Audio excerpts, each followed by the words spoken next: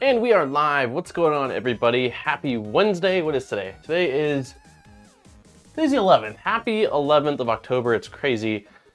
So, she was gone by so quick. Who's all here today? We've got TT's in the house. Nick's here. Nick's here. Lisa's here. Monkey's here. Vikings here. Pie's here. Nice is here. Hey Jose. Zombie's here. Nuno's here. Let's see. Hey, Nappin's here. What's going on, Steve? Shadell, hey everyone. I've got a quick story because Nick mentioned about punching things. So I've been working on a video for the beacon probe, right?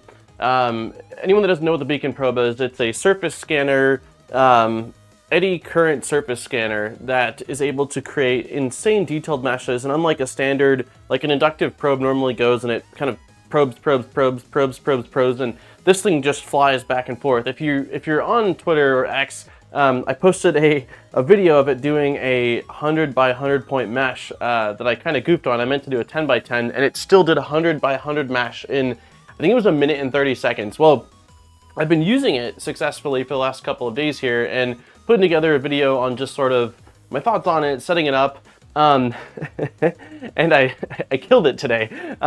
So the good news is I had a second one because I purchased my beacon November of last year, and back when I purchased it, there was only one version of it, and the VZBot, which is what I installed it in, needs the low profile version. And so I desoldered it and soldered it together using a jig, which I don't know what I did with it. But I ordered a second one just in case, because like there's like a 50-50 chance I fry this thing. Well, I didn't. I was able to desolder the version I had and create the low profile version. The thing I goofed on is with the beacon probe, the distance between board and nozzle needs to be between 2 to 2.6 millimeters. So fairly close, which is pretty standard of any sort of like, if you use a standard inductive probe, they also need to be very close to the nozzle.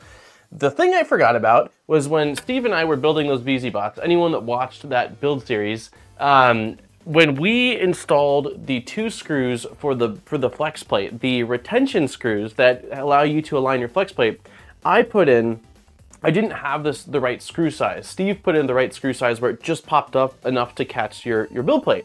I put in a screw size that stuck up above the build plate, right about 3 millimeters. Maybe you see where I'm going with this. And so as I've been testing it the last couple of days, it's been awesome, but I've been printing, things in the center of the bed. I printed out a new hinge that I punched off. I printed out light holders, and I went to print out a full sheet just to show, like basically the first layer on the full mesh. And when I got to the retention screws, I watched the beacon play ping pong with that screw. So yeah, I did hit the retention screws. It happened so fast. It took me a second to realize what had happened because it was printing it's the VZBot and it was printing fast as is, and so like maybe it skipped a step, and then it just dawned on me. And so I looked over. I think I put it away, but I visually inspected the one that became a ping pong ball or pinball, and it looks fine, but it's certainly something is either shorted or destroyed. I don't know. So I swapped it. I also swapped the screws out, so this can never happen again, but it was a serious lesson learned this morning because I was like, oh, I just need to get 1 or 2 more clips of this thing, and then, like anything, it's always the last time. If I say, oh, I just need to do this one thing real quick, it always something bad happens. I should know better. So, anyways, I pulled a speedy, yeah, so lesson learned. And it's funny because I'm almost positive if you go back to where Steve and I were installing those screws, he warned me like, oh, it's probably okay, but be careful if you're installing a probe or like, I know I can like picture Steve in a cloud saying, be careful.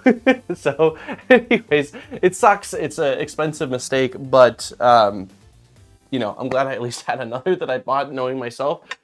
So anyways, hello, you definitely need to set the YouTube schedule later, like the day before or something. As it is, I have to scroll through 2 days worth of notifications to get this one. Interesting. If you have the bell icon checked, does it not give you notification? I can try to schedule it closer to when it goes live. I just like having it so I can post it ahead of time in the Discord. That's sort of my my only like drawback with it all. I missed, hey, GBs, or GPs. Okay, so 85 US dollars in the garbage. Yeah, well, I'll keep the USB cable, and I reached out to the creator of it, Matt, and basically explained what happened, because when he sent some parts, I needed to convert it to the low profile, and I said, if you have any idea of what I should be looking for based off of what it could have hit, let me know. But I think that thing was moving fast, and by the time I was able to actually kill the print, it had, like I said, like quite literally ping-ponged or pinballed off of that thing. Anyways, make sure to check all on, oh yeah, on the bell. What's up, Mega? Okay, so let's get going. We have a hard cutoff again today. Aaron works the same schedule, so I'm hoping to get, kick some butt today, which I say every week, and then we don't get as far as I think. So we were working on tap last week, and this was my first time installing tap. And the couple of things I've changed since last week's stream is these screws that go basically through this back piece into the piece that holds the what is it? It's I can never remember the name. It's not an. It's a. What kind of end stop is this? Somebody help me. It's basically the kind of end stop where it's shooting. I believe it's got a beam that's passing through and you block the beam, but I can't ever remember the name of it. It's not a mechanical. It's not a optical. Thank you. It bugs me because it's the easiest, like optical. Okay. The screws that go through there, I think that I was using socket last time, and I ended up, I wasn't happy with how far they were in, so I switched them out for button heads, and now they're definitely been behind this. I know people were saying that I could either file it or it might be fine, but I didn't want to worry about it, so I swapped that out. And then I also, towards the end of the stream, I had screwed up on these, and I put these in incorrectly, so I did pull them out and swap them as well. Nappin, I needed to tell you something. After last week's stream, if you remember, when we were looking at the idlers, the bolts for the idlers on the X-Rail, I'm gonna show this because I talked about it last week. You had told me we were gonna check with Steve on something, and I did check with Steve on it, and you were right. So let me quickly pull this up here because I want to show this. Don't fall. Okay, there we go. So on these guys, the 20 teeth idlers, oh, I don't have,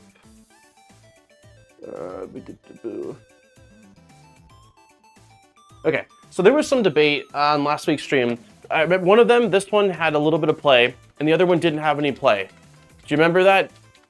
I know that whoever was here last week will remember this because there was a bit of debate on what we should be doing. The other side didn't have any play at all, and it was sort of like some were saying, yeah, it's fine, and some were saying, no, it should have some play. I talked to Steve, and he said it's supposed to have a bit of play. So I didn't. He said that the bolt head, I think, could be actually flush with the top of this, which felt too loose to me, but I did at least loosen it. I did loosen it a little bit, so now you can see there's at least a little bit of give on it. And when I talked to Steve about it, he mentioned that it was because initially that there was some slight bolt tolerances, and so there is additional depth basically in this pocket where the bolt goes into to make up for that, but it's kind of a bit more than needed in most instances. So yeah, I think it probably would have been fine. I know some people said that they were running theirs with it tight, but the correct way, according to Steve, was that it should have a little bit of play as well, just like the other side. So I wanted to at least mention that because we had talked about it last week a bit, and I talked to Steve either that night or the next day and was like, hey, question for you. And so, but yeah, again, I don't know. He didn't make it sound like it was going to be like a huge issue if it wasn't that way, but he said that he would lean towards having a little bit of play like that versus not. So thanks for following up on that. I was wondering what Steve, yeah, Steve said, so I talked to him right after the stream actually. He's like, man, I wish I could have stopped by. I was like, dude, we were waiting for you to stop by to answer our questions. So moving on to tap, the thing that we ran into last week was that the toolhead board that comes with this Trident from SIBOOR is right here, and it does not have a 5-volt connector up here for like I think it's filament run out and probe. They're both 24 volts, and the board that I got from them is a 5-volt only board. And so there's ways that you can easily make these two work with each other. Basically, you can pull it from one of these pins, or I was going to cut a trace back here and jump a wire. But Shammy was here last week and said, no, we're not gonna do any of that. So Shammy sent over the exact same board essentially, but it already has a 5-volt connector, so we don't have to do any modification. So we're going to go with this one from Shammy instead of this one. Again, they're identical other than that, and then also this one's got the socket on this side and pins on this side, and the other, like, that's inverted, but it's not going to make any difference at all. So thank you, Shammy, for sending it over, because ideally, if I don't have to hack things up, I'd probably rather not. What's up, Los? Let's see. What can happen is that the belt path gets wrong if you have it tight down. You can pull down the belt and grind on the top. Yeah, I can see it potentially being an issue if the tight one, if the loose one's not able to align with the tight one. But if the one that's got some play, I guess the word loose probably isn't the right word. The one that's got some play, if it's able to move down to be aligned with the tight one, I don't think it would be an issue. But yeah, I can see how having both of them being able to sort of align with each other a little bit by, you know, even a millimeter is probably not a bad thing. So yeah, this one says Stealth Burner Rev. This is the Rev 3 version of the board. And then he also sent over 2 different versions of the board for the front of the Stealth Burner. He sent over this one, which looks awesome, but I'm gonna stick with the standard one. This one basically it allows you to connect the part cooling fan, your hot end fan, and the LEDs, but it also gives you a ring of LEDs behind the fan. But it does require you to modify the fan. From what I saw, you have to basically drill some holes to let it shine through. And as much as I'm going to install this on something, but because I'm also wanting to review SIBOOR's kit as much as possible, I get that we're swapping out boards regardless. I don't want to drill into the fan. In case I do something wrong, I don't want to blame them for something I potentially did. But this looks awesome. This looks very, very cool. So we're gonna end up going with this guy, which is more of the standard one. And I'm going to end up just soldering, I'm gonna end up just soldering the wires to this. So the 24 volt signal, 24 volt signal, and then 5 volt ground signal for the NeoPixel LEDs in the front. So that's what we're doing. Rev 3 or Rev 4 are both 5 volts. There are 2 different belts. One is A, other is B, and that's why you need both to be loose. Gotcha. How are you feeling with the SIBOOR build quality so far? So far, I don't have any complaints, really. The only thing I've noticed is today, if you look at this, so like the print quality on the V0.2 I got was really good in my opinion, like really clean. On this one, it's not awful, like most of it's pretty good, but this, I don't know how well, let me get closer if you guys see this. There's some over extruding, like, let me see here. You guys can kind of see that, right? It's rough, the top surface. Yeah, there you go, now you can really see it. So there's some definite over extruding. Even first layer on this, like you can see it's, can I get this? So that, I mean, you don't have, like they're changing up their kits to where you don't have to get printed parts with them, but I will say that the printed parts I'm seeing in the Trident kit are not as good as the V0.2. They don't all look like this. I'm just noticing for the toolhead specifically that some definitely, there's some over extrusion, nozzle being too close. But as far as non-printed stuff, I don't think there's been really any issues. The main reason why we're swapping the toolhead board out is because I'm going with clicky instead of using the Omron probe that they come with. So otherwise, we would just be using the board they came with. So let's quickly swap this guy out. I'm also going to use the board that Shammy sent over. So let's see. Or the optical sensor, but oh my god, that Shammy sent over in place of this one. Yeah, I think as far as I'm aware, the kit has changed quite a lot. Like they have an Enderwire kit and they want to send it so we can do a build of it, and we're going to be doing a build of it. However, they keep telling me that they want me to let them know when like I'm ready to do it, because they've revised their kits quite a lot, and their concern is that they would send me something that would be updated by the time I actually cover it. Was that just threaded into plastic? Hopefully I didn't overdo that. Let's see.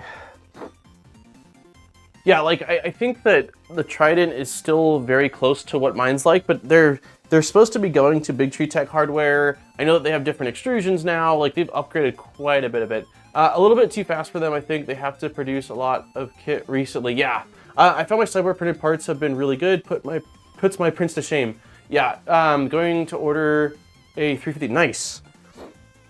Yeah, the parts that were on the V0.2 were really nice. Like let's look at, so for example, like this is another part, the Stealth Burner face plate, and let me show you guys. So it's a clean looking, oops, oh, don't crack it. It was a clean looking part. The part looks good, like really good. So it's a mixed bag. This one doesn't look nearly as over extruded. If anything, it actually looks almost slightly under extruded. So I think there's, I don't know if this is an older batch of parts or what the deal is, but the V0.2 parts were super clean, so. Okay, it's threaded into plastic. Hopefully I didn't screw it up by taking it out. Okay, so the chamois is, where did I put the one from chamois? Here it is.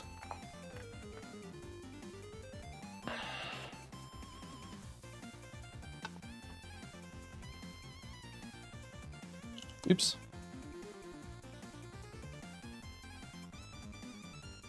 Are you going to go with, for the 350, printed parts? Because I think they're now, if I'm not mistaken, I think that they are now offering the option to go with or without printed parts. So if you don't want to, like if you already have other printers that are capable of printing ABS and you want to do your own, I believe you can for most of their kits now.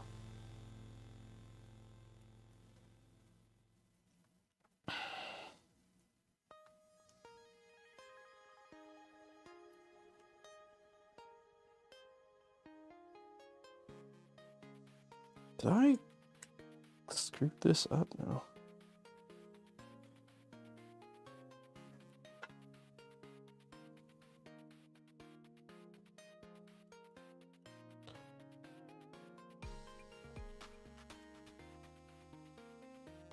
Okay, that looks good. I'm going to try to make an IDEX. Oh my gosh, nice.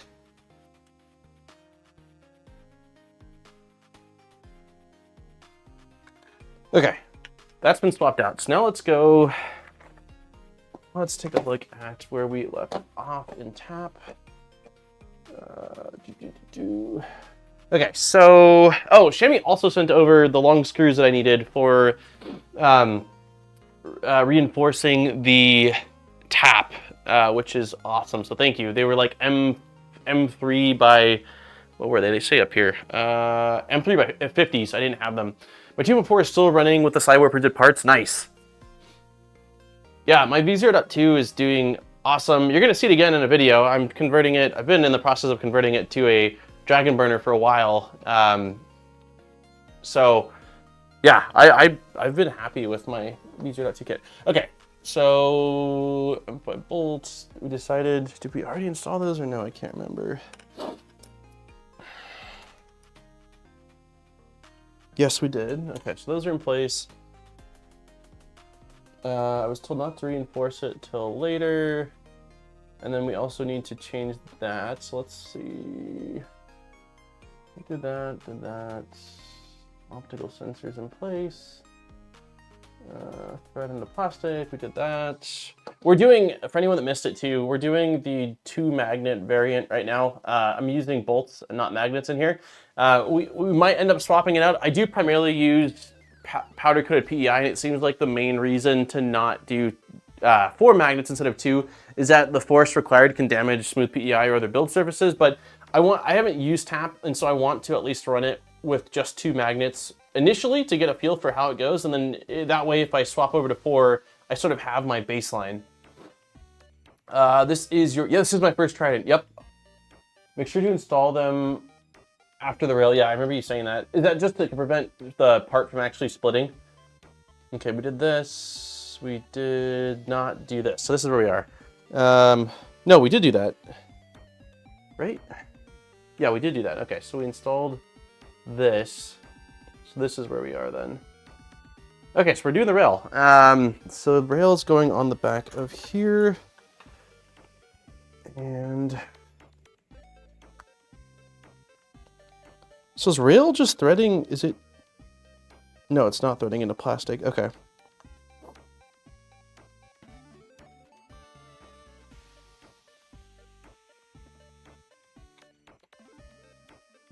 You did that wrong. You needed to get them out. Wait, what? You need to pour a metric screw set.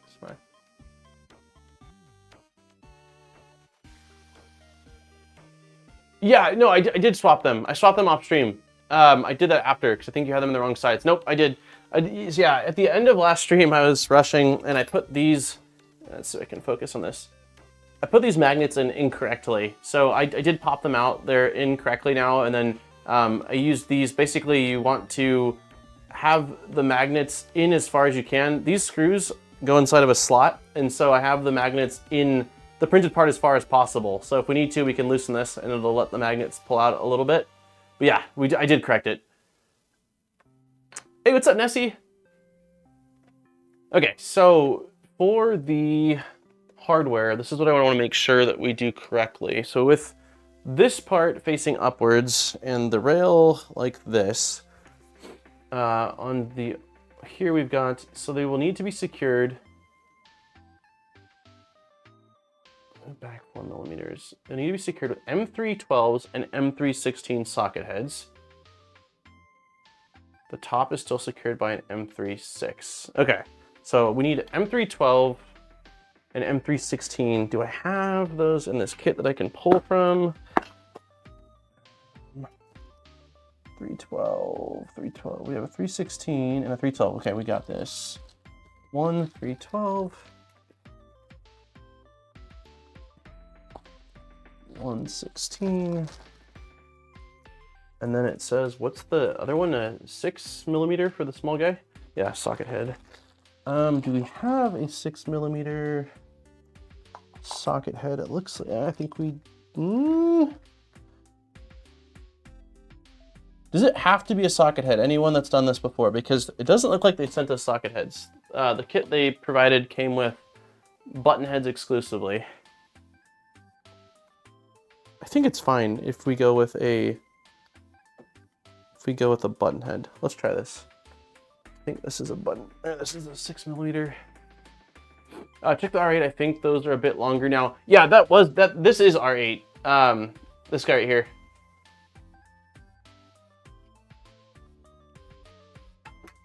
Button head should work. Okay, so let's try it. Let's see if we can get away with a button head for the one that needs it, and then we'll use socket for the other one. So we are doing. Imagine this is where the button head is going. You know, I'm just gonna loosely put this in for now. And then it looks like on the bottom side, we want an M316 with a, is this saying that we're supposed to be using a heat insert as a spacer?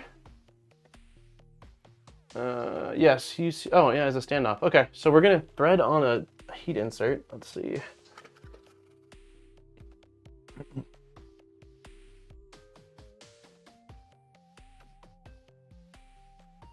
Heat insert as a spacer, okay.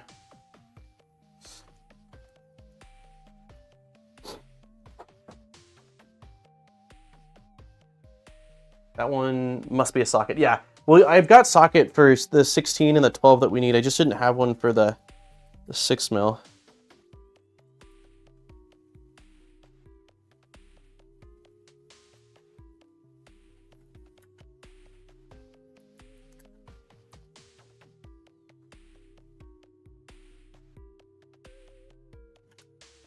Okay.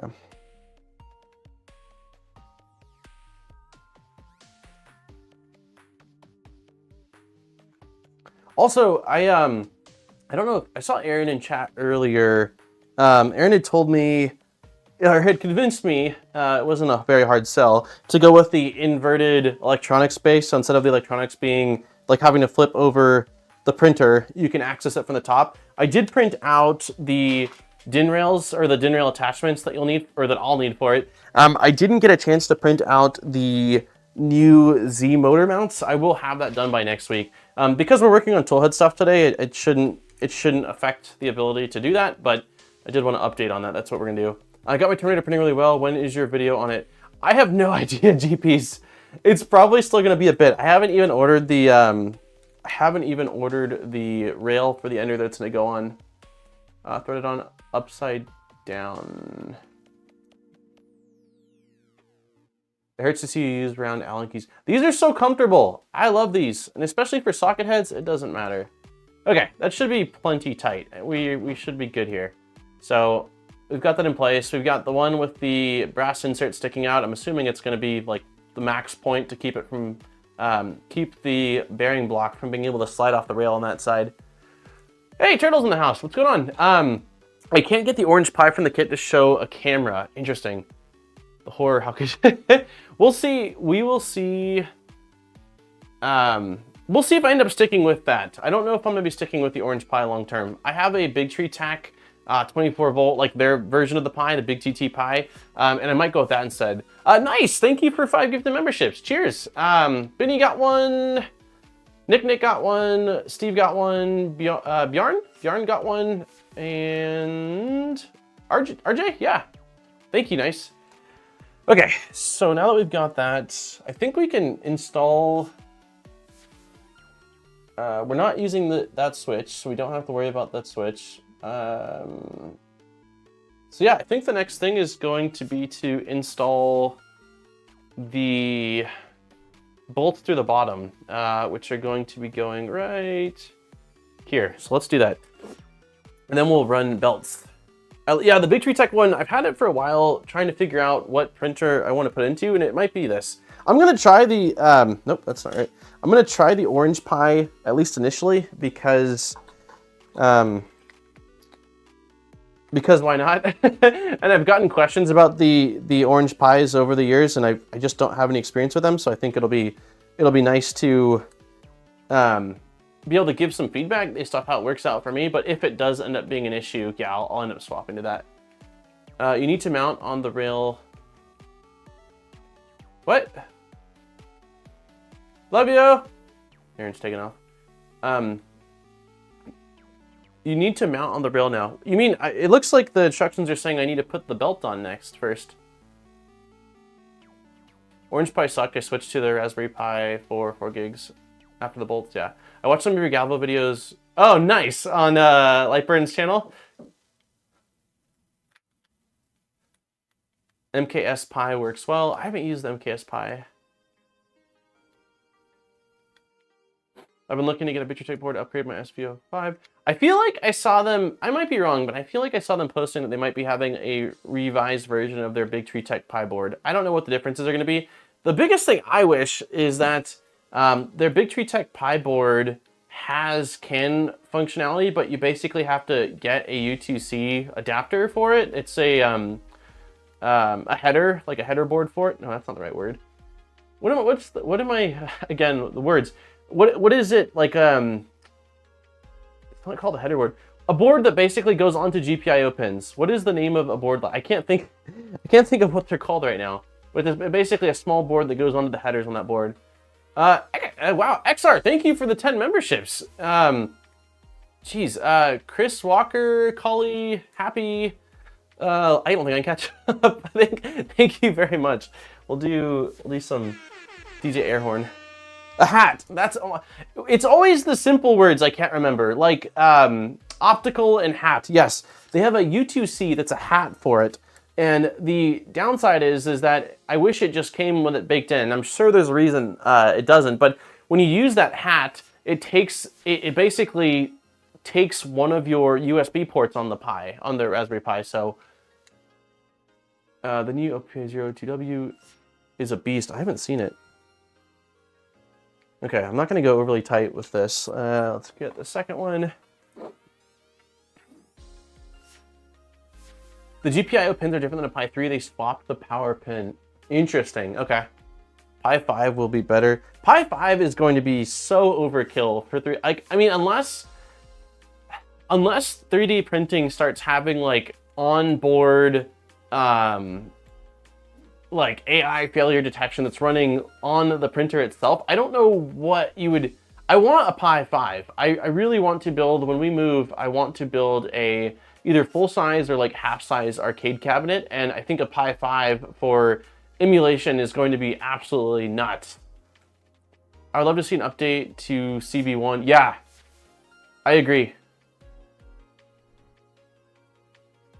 Because what they're running, as far as the CPU or the MCU that's on the Pi, their Pi is different than, I'm almost positive it's better than what's on the CB1. Maybe I'm wrong. Maybe it's similar. But yeah, I would also like an updated CB1 in that same form factor that is backwards compatible with their CB1 socket boards. I know, John. I know. I need to order. If someone has a recommendation for little adapters for the whatever the name of this guy is that I got during Steve's stream, I don't have any bits that will fit this, but this would be the perfect use case for this guy. It only came with really large like Philips and Flathead and Star drivers, but if someone's got like one that's decent quality, I would place an order after the stream. Hodo, that's it. If you have an adapter you recommend, John, send me a link to it, please. Hey, what's up, Pam? Anybody else getting Bamboo Lab ads for half of your... I haven't... Actually, maybe I have. Home Depot run. Yeah, I think it's normal. I think this is normal 1/4 inch hex. Yep. Okay, so this is in place. Next thing we need to do is run belts, I believe. So that way we can install the front of this. I'm curious, should we do belts or should we build Stealth Burner and get to that all at once? Let's see, so this is gonna have us do belts, then slide the rail on, then attach it to the X rail, and then attach the tool head.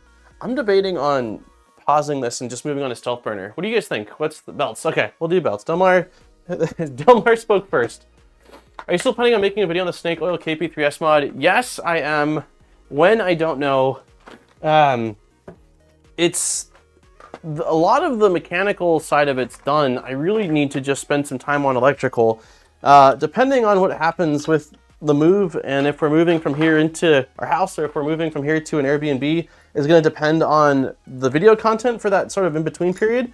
And if we end up living out of an Airbnb for a month, the streams will have to be on things that are relatively small that I can take with me. And so maybe we'll finish up the snake oil on stream, the KP3S snake oil. And you're ready for Stealth Burner next week. Thanks, Delmar. I appreciate the faith. Okay, and we're gonna try to do it sort of like Steve recommended, which was not just cutting the belts in half like I normally do, because if there's a lot of extra belt, that's kind of wasteful. And sometimes that extra belt comes in clutch later on. The adapter is only $6. Oh, nice.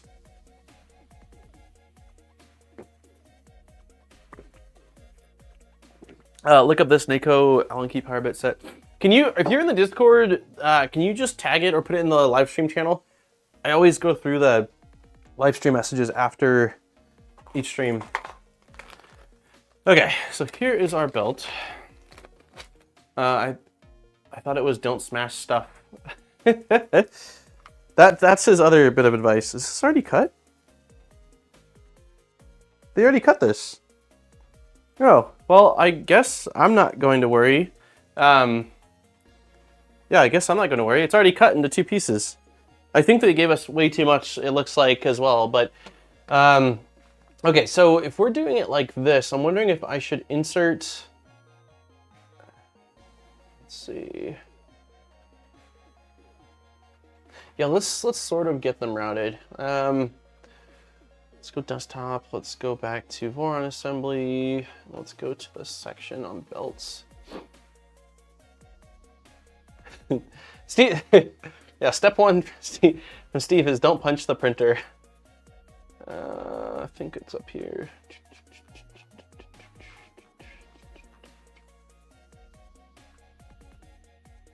Voron belt path. Okay, so let's just start with the front.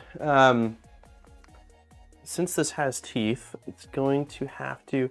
We'll see how this goes. Everyone should be a little better than the V2 was on install. I hope so. What did I learn on the V2? I learned on the V2 to go from the back, right? I remember I got really stuck on one part of the belt routing, and I think it was that it was easier to feed belts from the back versus from the front.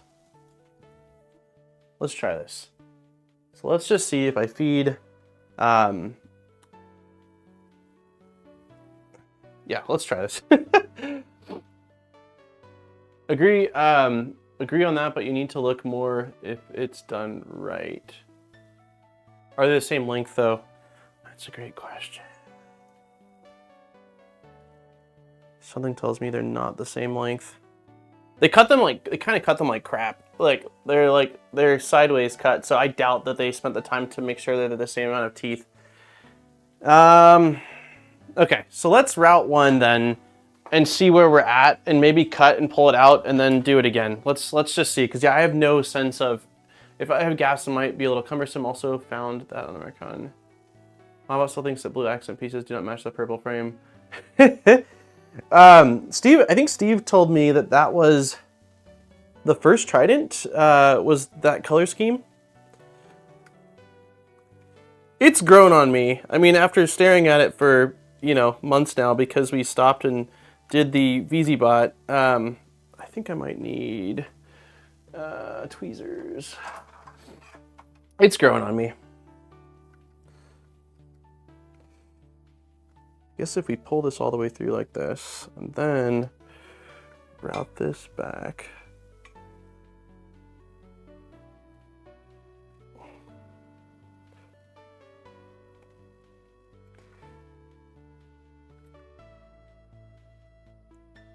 Okay. So this is going to be writing like this, and then this needs to come back around you. And go like this. Yeah, I think starting this from the back portion here, I do think is easier. Let's drop this down.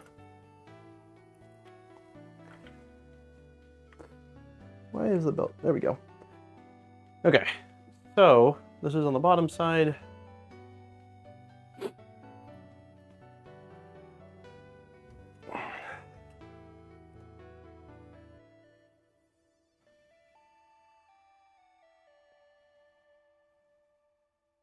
Oops.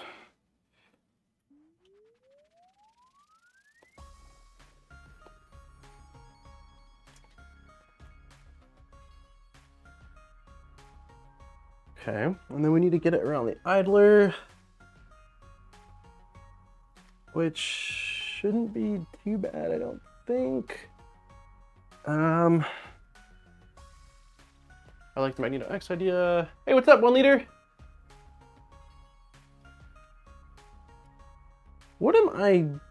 Something I'm doing feels off.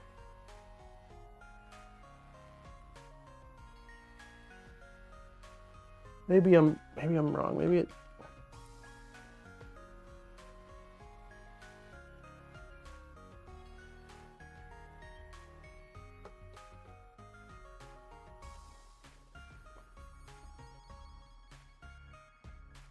So this needs to go through here.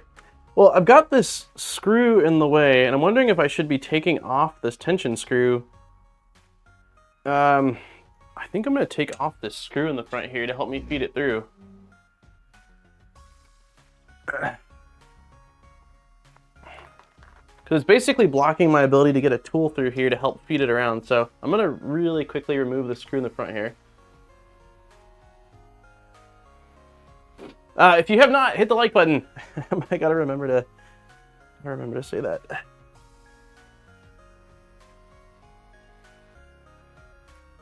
Okay, so yeah, that helped me get this around here. Now feeding it back through is going to be interesting. I am convinced I'm just not great at feeding belts. Because every time... Yeah, even with this like that, how in the hell am I supposed to get...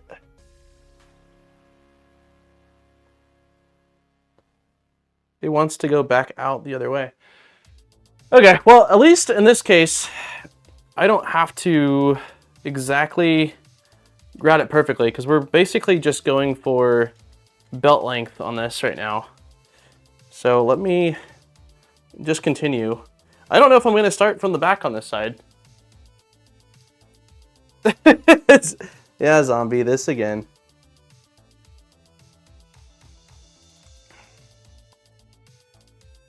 You'd think it would get easier after doing it a few times, but I don't. It doesn't seem to be the case.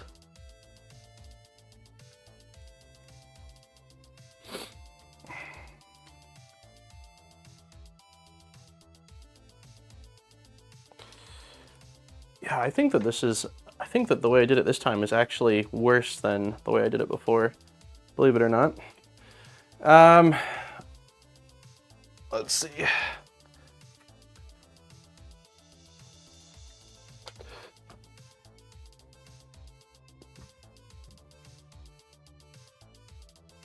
Another question is the belt upside down or not? Oh god.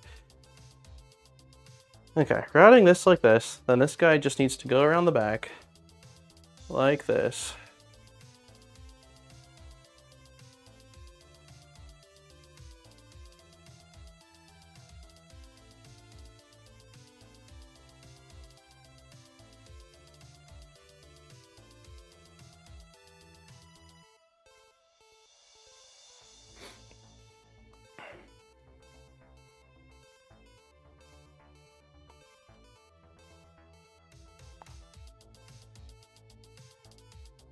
Okay, so the belt is definitely longer than it needs to be.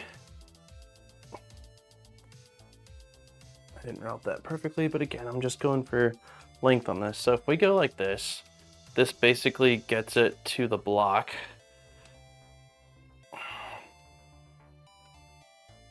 Roughly there. So I'm gonna cut it here for now.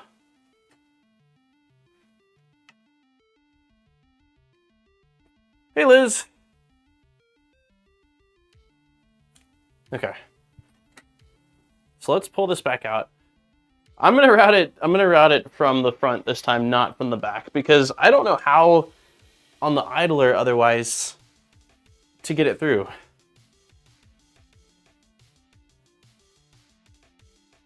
Okay.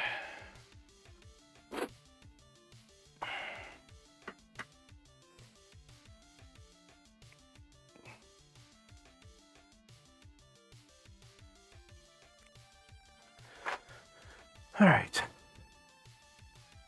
You can install the back end of tap to help.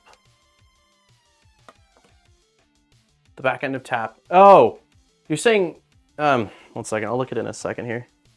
You're saying bolt it to the linear rail?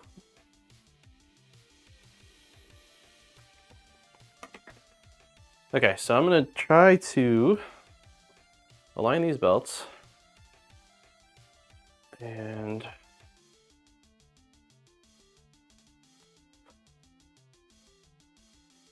okay, so bottom one needs to be further.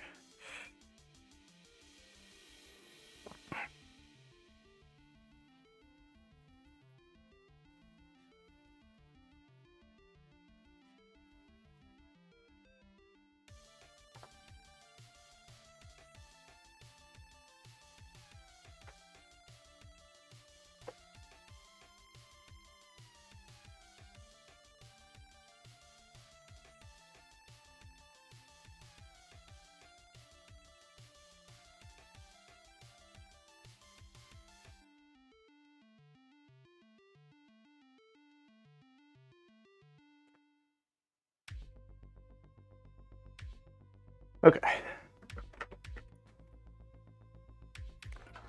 So I need to cut this.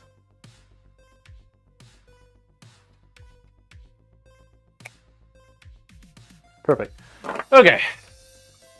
Hey, what's up, Elder? You get mad, drench the building, gasoline. Okay, so you're saying loosely attach the back of tap to help out with this. It would be nicer to have the belt secured in place. At least partially. Let's see, what does that look like then? So this is saying tap assembly. So this should be facing upwards.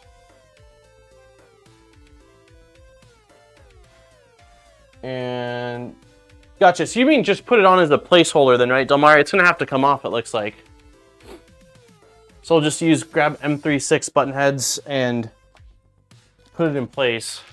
I start from the front and work my way to the back. I thought you said you started from the back corner, Zombie, last time on the 2.4 when I was stuck. When I was struggling.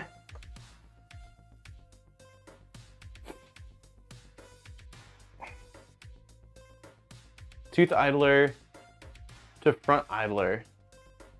Gotta go into the office. Hey, thanks for stopping by, John. It does not come off. The back section holds the belt on. Wait, what?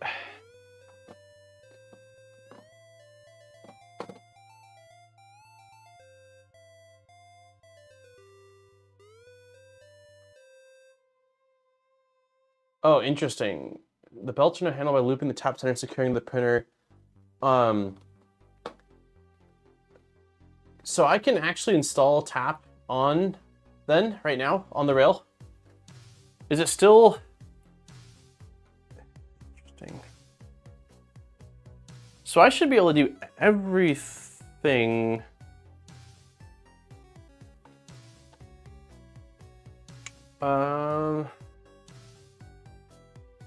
You can install that half. I don't understand what it bolts on with though, because on here it looks like this is the front plate. Where's the front plate? Yeah. It looks like the front plate goes through, the screws go through the front plate into the back plate. Or am I mistaken? And this is the back side of the rail altogether. Go up. Oh, so, okay, now I'm seeing it. It doesn't say what these screws are though, does it?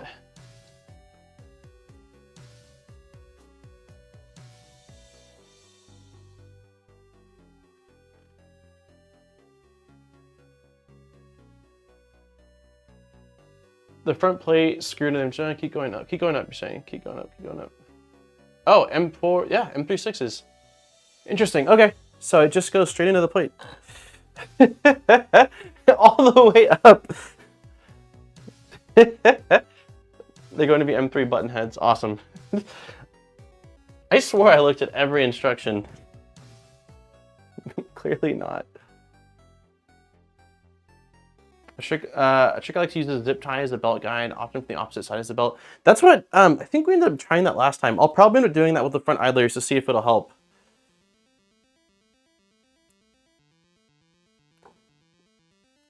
Smaller driver.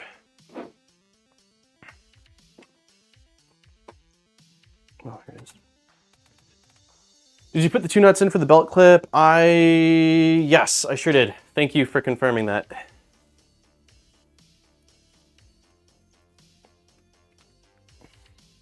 This is the most awkward angle. There we go.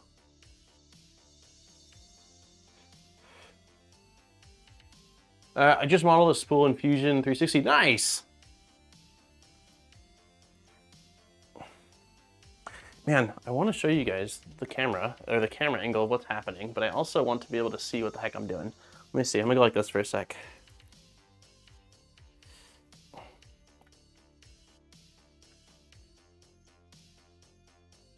just loosely put these in.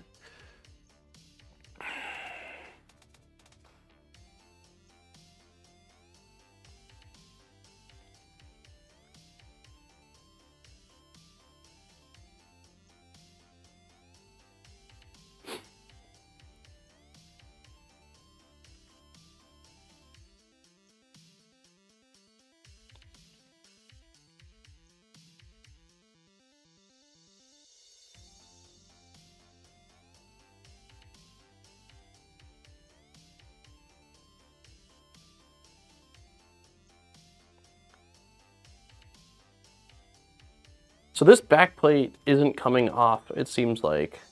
And the other part of tap attaches from the, or does it attach completely from the backside? I think that's what I'm not understanding.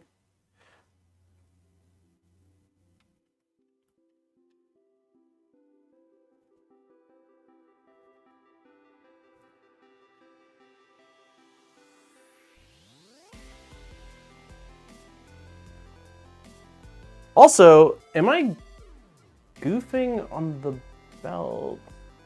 It's just saying belts need to wrap around the back, so I can't be tightening this. Yeah, I was just I was just gonna say there's no I'm goofing, not too tight. Belts need to go behind and through the front. You leave that loose and the belts come into it from the back. Yeah, I goofed. I realized it right now that there's no way for the belts to come in.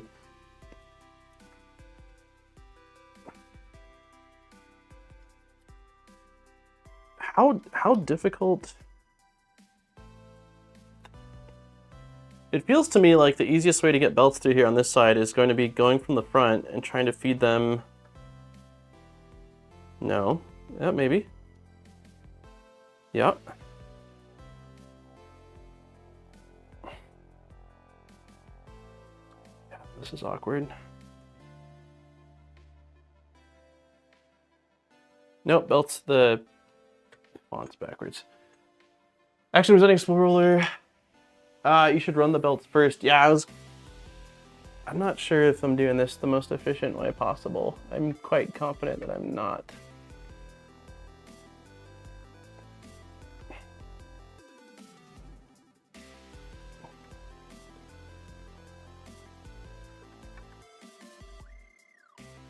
Yeah, this way sucks. Okay, let's loosen this more.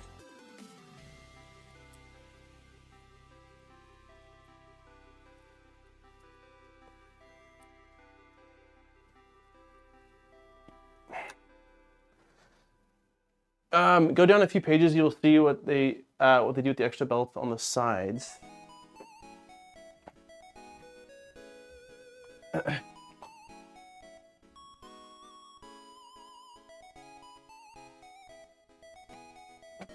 Oh, come on. Okay, so belts go, oh, interesting. Okay, so let's try going. What I'm not understanding also is how, if you're coming with the belts, unless you have this plate loose,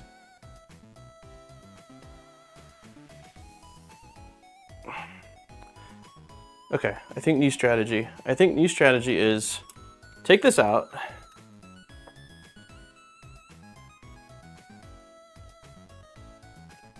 Belts go through the back. Also,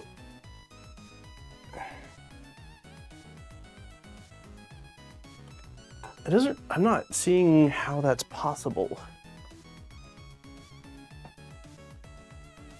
I don't think mine has this piece. Belts coming in from back, going through here, and then tucking through that part. It doesn't look like what I'm seeing here as.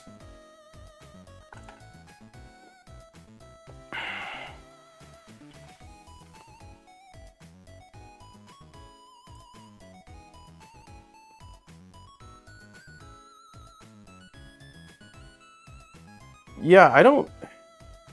The thing that seems off to me, let me show you guys this. I don't know if I'm using a different part or what the deal is. Hey, Matthew, thank you for 11 months. Woot woot. So in the image, it looks like belts are coming from the back side, which is this side, coming through here, and then they're popping out of a pocket that's on the side here. There's no pocket on the side on these. Oh, yeah, unless that's old tap you're looking at. R8 has clips. Oh, okay. Yep. It's confusing though, right? Like if you haven't, if you've never built tap before and you're referencing multiple places, it doesn't, okay. Yeah, I get it now.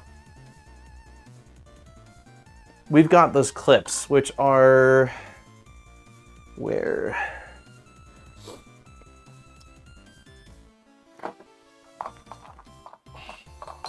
Here they are. Okay. That makes way more sense. Okay. Everything is starting to click now. That's what it wasn't understanding. Don't worry about the pocket, it's old tap. Yeah, that's what was throwing me off, was how am I routing things, but it's a clip holding it in place.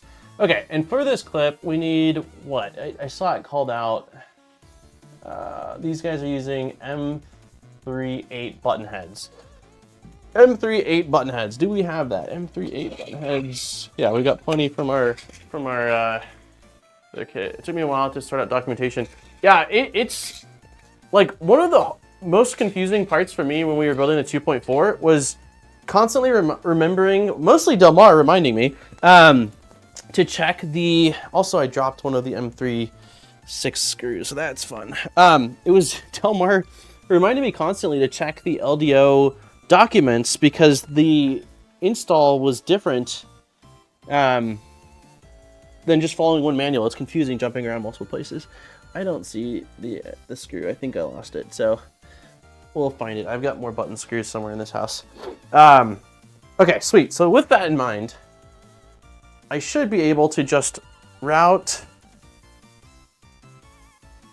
the belt through here. Let's see. So this is top. Let's get the text upright on gates for Steve. Okay, so this goes through here. And we don't really need any slack on this side, so we'll just kind of have it like that. And then we'll grab our other belt.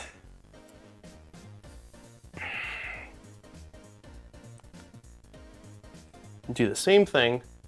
Okay, so let me zoom out a little bit so you guys can see what the heck is going on here. How good is SIBOOR compared to FormBot kits? I've never used a FormBot kit, so I don't have any room. If anybody has tried both, let us know.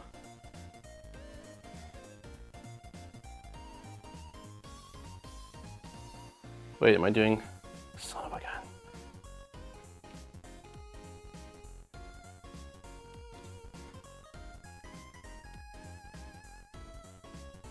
Okay, so the teeth look even.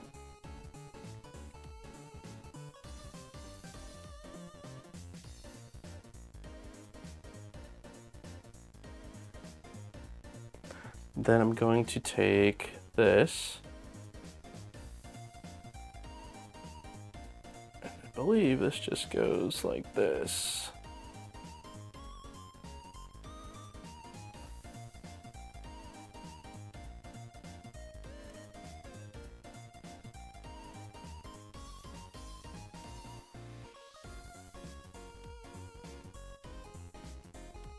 Okay.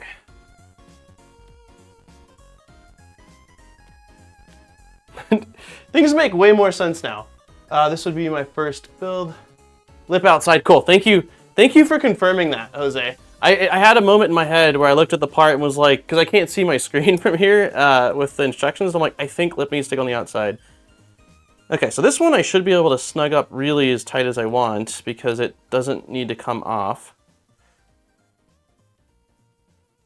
Okay, now with that in place, this whole thing's gonna have to come off again once we get the belts over to the other side.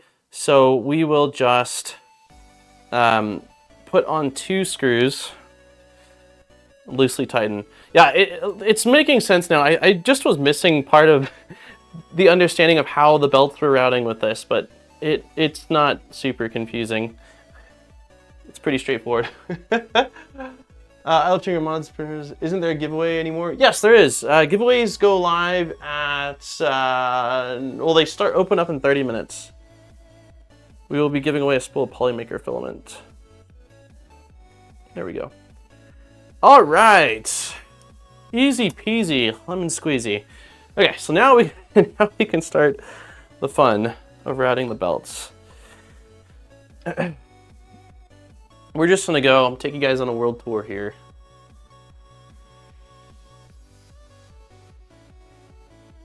Hey John, am I seeing you in a couple of weeks at LBX?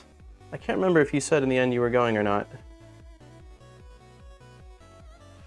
And it will probably not be as close last stream. Hopefully. SIBOOR and FormBot differences. Yeah, I don't know the differences with SIBOOR and FormBot because I've never used a FormBot. I've never built a FormBot printer. I've so far built 3 LDO Vorons. This will be my second SIBOOR Voron, and then the Mercury, wait a minute. Yeah, this is right. The Mercury 1.1 was a Honey Badger kit from Fabrico. So yeah, I don't have any experience with FormBot. I think this one will be easier. Delmar, I think that this one's going to be easier to route through the front because it's not the flying gantry, so there shouldn't be that gap. Since it's rigid mounted the gantry on this, maybe that's what you were basically saying.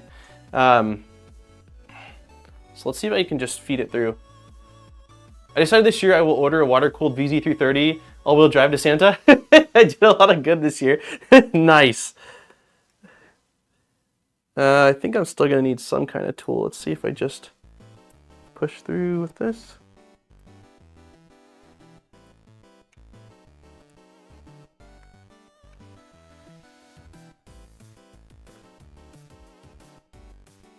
Ooh yeah, way easier. So the flying gantry on the on the 2.4 made this more complicated. Not having the flying gantry makes it much easier to route those belts. Okay, so let me really quickly put this little tension screw back in since I took it out earlier and it doesn't need to be out. Yeah, I'll be there. I'll be representing Crowley and Sam. We'll be there. I have a class on Monday. Everything should be okay. On Monday leading up to it? I hope that goes well. Yeah, that's way better. I think the issue I had again was on the 2.4 because the gantry is a flying gantry, there's a gap between the extrusions and the belt wanted to pop out there. But on this, because it's rigid mounted, you don't have to worry about that. Okay, let's not smash any of these PCBs.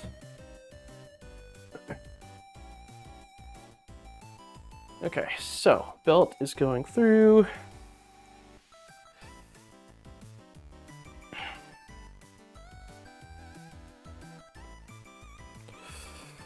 How's the Gemini V3 in your sideboard holding up? I've heard that some people at the board isn't the best.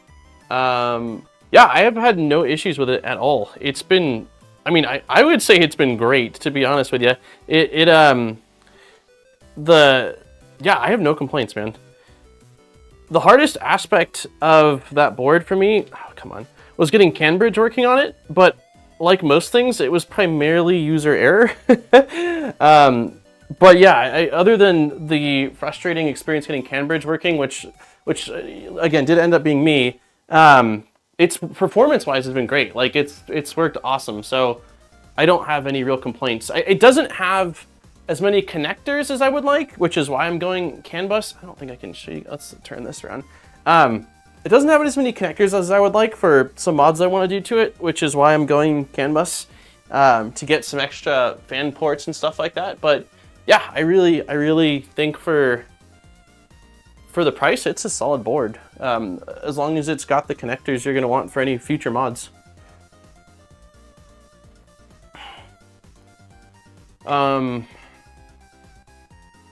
FormBot's a really nice kit. The 2.4 is near 100% complete, little to no crimping, good flat bed, Moon's motors, overall good kit. Nice. This is...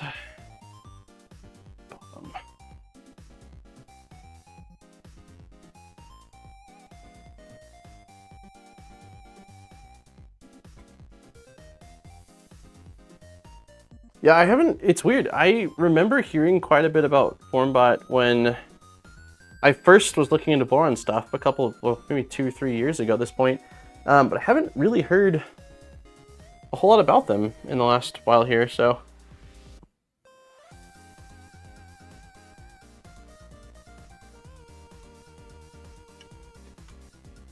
Check out the colon cancer I had 9 years ago. I've been dealing with long COVID for 2.5 months. Oh man, distance has been going haywire. I'm really sorry to hear that, John. I had no idea that you, health-wise, you've been dealing with so much. Well, I hope that everything checks out and I'm able to see you in a couple weeks here. There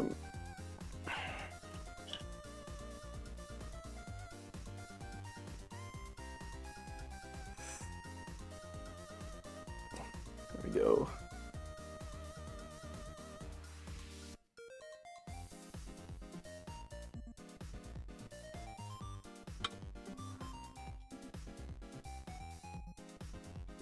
Why did what just happened?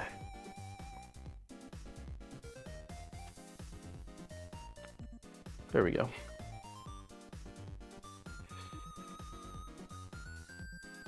See you at the end of the month. Positive vibes. Yeah, absolutely. All the positive vibes, man. Hey, Mitch. I just saw that you were working on a water-cooled like VFD spindle for your CNC machine. No, don't pop out over. There we go. And we are moving on to the last corner for this side. I really want a purple extrusion kit. Lisa, as long as they don't give you the gallon jug to drink. Man, my Voron kit is still going, but I did replace the wire harness and upgraded to the stealth burner. Yeah, I mean, even on my,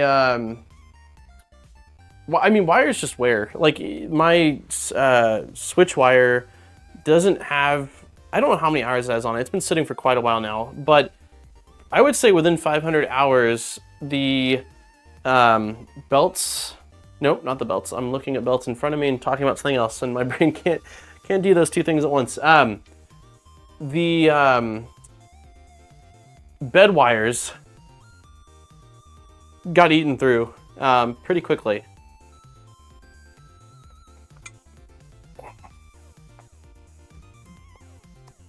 So yeah, wires are kind of, man, I'm dropping bolts, which sucks, but hopefully I've got spares of everything.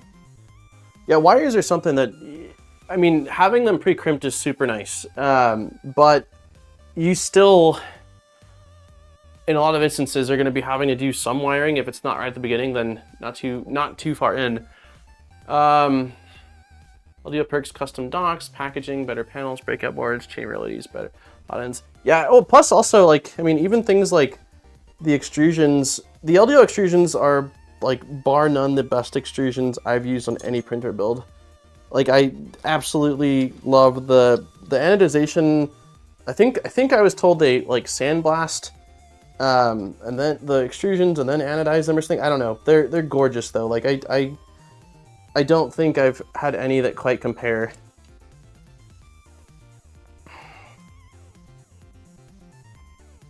Let's see if I got this.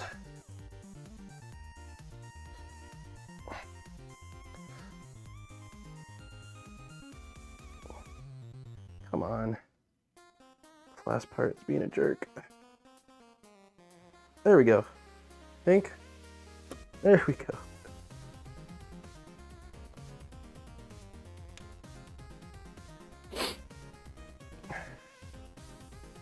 Why is this falling off? Okay, I think that belt is done. Let's see. I don't think I'm going to fully tension anything yet. Nope, I screwed up. How did I screw up? Gosh. The belt's flipped. Let me pull this piece out.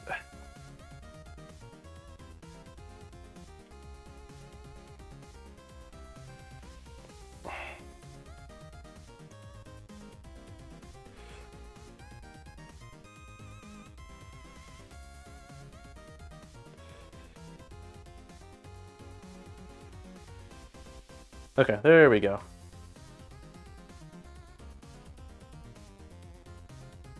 Dude, this last corner, the belt keeps going off of the idler.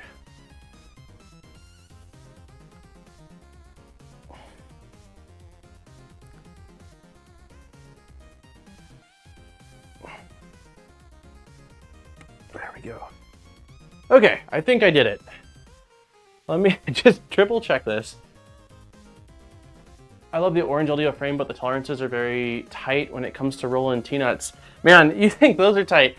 The VZBot build that I just finished had the absolute tightest slot areas for T-nuts out of any printer I've ever built. Like it was rough.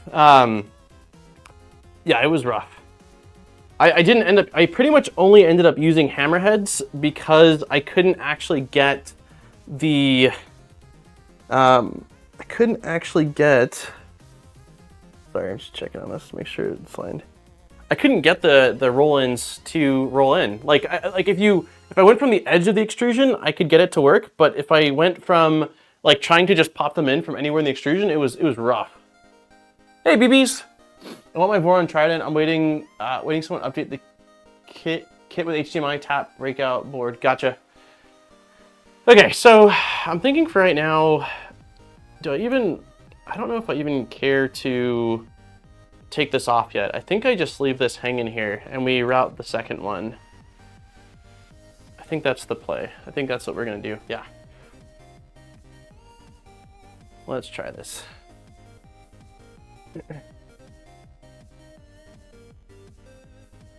Okay. I think belts are my least favorite part of any build. Is that mirrored by anybody else? Like the electrical can be quite enjoyable. The belts I think are my absolute least favorite part of any build.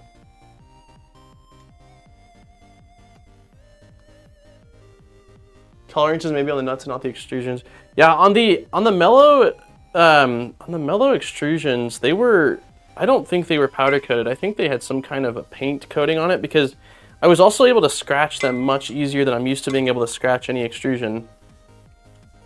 They're fine, right? Like once it's all in place, it's fine, but they just certainly weren't the quality I'm used to when it comes to the coatings used on LDO printers. Let me see it. It's up here. There we go.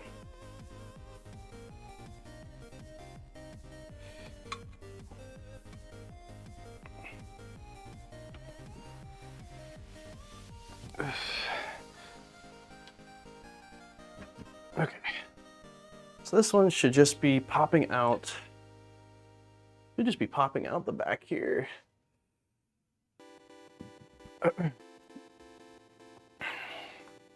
Wouldn't be correct spy without belts. Yeah, you're not wrong. I don't like the belts. I like belting. You're nuts, Jose. Yeah, I guess it's probably more the Core XY belting that drives me bonkers. I mean, I know it's a you get to the belts, it's like a pretty good middle point of your build. But yeah, just boy.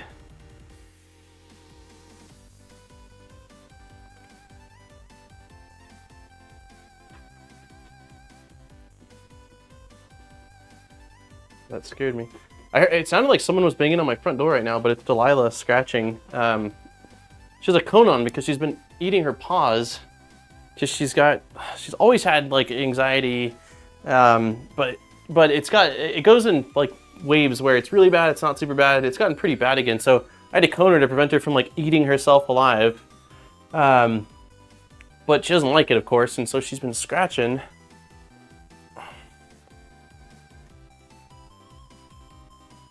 And it's loud.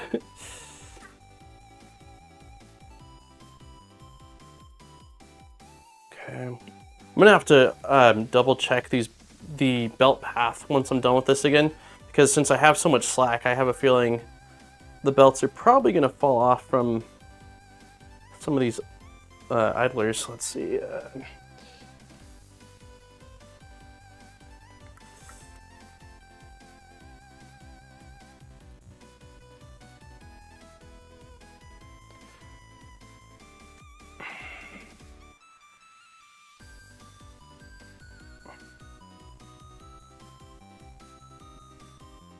It wasn't so bad.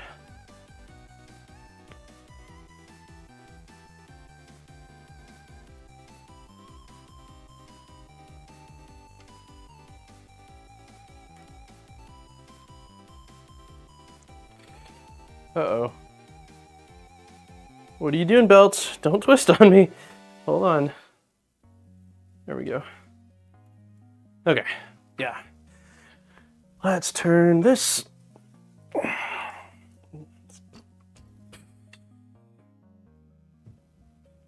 Cool. Now we get to watch me struggle for a sec. Let me get caught up really quick on chat.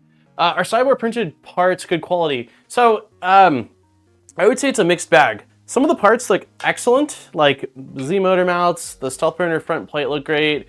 A lot of the motion system parts I thought looked really good. All the parts on my V0.2 looked really good. But then some of the parts for the tool head, like I was just looking at them, and they're over extruded pretty heavily. I showed them earlier if you want to go back a bit. But generally speaking, I would say yes, they're pretty good. The couple other people I've asked about it have said that the quality's been also good. So if you want as much extra as possible, you can pull more from the side you've clamped right now. There are belt management clips that can handle some extra. I think it's not a bad idea. I like usually having one side short so I can make sure that I have the same amount of teeth on that side though. We'll see. You gotta redo the belts. You've used the B belts for the A motor? What? I would cry if that was reality. I would absolutely cry. Okay, let's feed this through the front.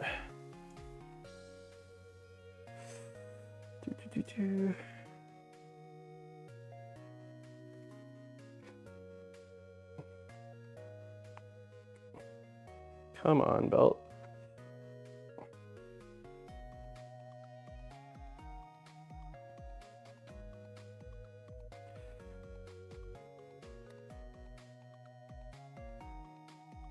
Okay, that's good. Now we need to feed.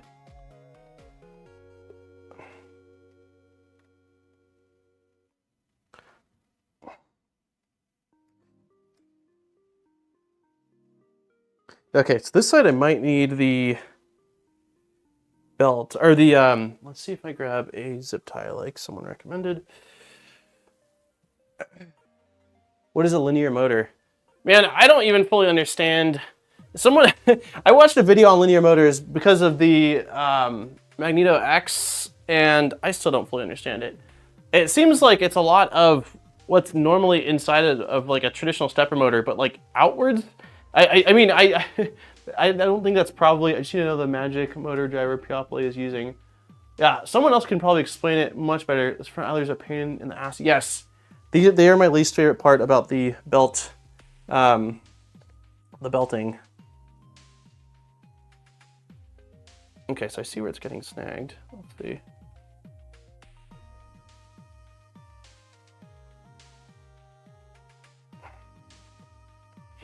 Maybe if I shove this driver.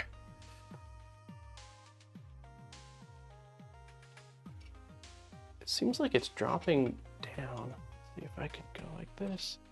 Okay, I lied. I'm removing this guy again on this one. It's a flat stepper motor. Their motor is about linear. Kappa. Okay, it wants to come this way. Come on, buddy.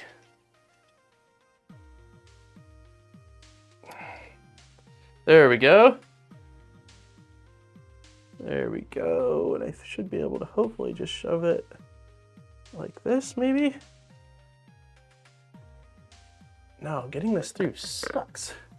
I think, actually, okay, so I think that I can't pull it through like this, and instead, I sort of just want to guide it around.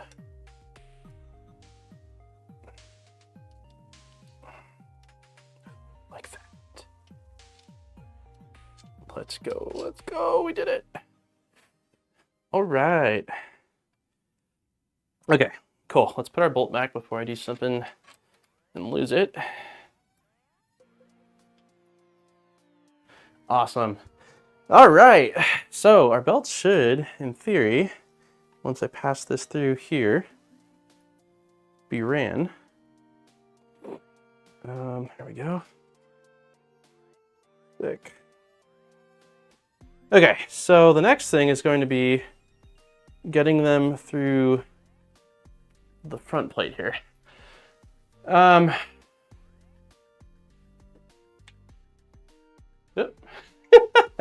If anyone's not dizzy, they are me now. Let's see. Motors use magnets along the rail, and the carriage has the coils. It works like a motor unrolled. Okay, yeah, that's what someone explained to me. You can splayed out separate motors that new printers using. I like the Trident belting more than the V0. I don't know that I do, but I don't know that I do. They need linear encoders to keep its positional accuracy. They act like servos more than stepper motors. Don't they have built-in linear encoders, Mitch? Because there are, like, I know that either Big Tree Tech or MakerBase makes a like a board that goes in between a stepper motor and the controller, and that is what basically makes it a closed loop stepper in those instances. But let's see, the coil arrangement, though, they can shift the magnetic flux to smoothly move the fluid encoders, I think, maybe with the quick speeds, because if it lost steps. It's just reversing polarity. One magnet pulls and one pushes, and then switches polarity, and the pulling magnet now pushes and the line moving the carriage along. Probably has a custom driver that does the linear thing. Oh, interesting. Okay. Okay, so let's loosen this guy up. I might have. Why does this not look right? Oh, because this needs to go down. Okay, let's loosen this guy. Nice, thank you for the €5. Just because, thank you. I wish I knew where that M3 little 6 screw went. Let's see if there's any more in this kit they sent. M3 6. Different colors. That's gonna. Is that gonna bug me? No, we won't see it, so that's fine.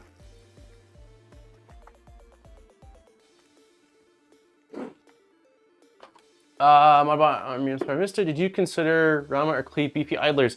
Yeah, so I absolutely am interested in those. They're probably going to go on the 2.4. I want to build it as much as I can with what the kit came with, and it came with the standard idlers. Mostly because if I change something and screw something up, I don't want to blame the manufacturer for me, like, I don't know. And it's probably, I realize my logic's a little bit silly, and I'm starting to kind of come around to changing my opinion towards that.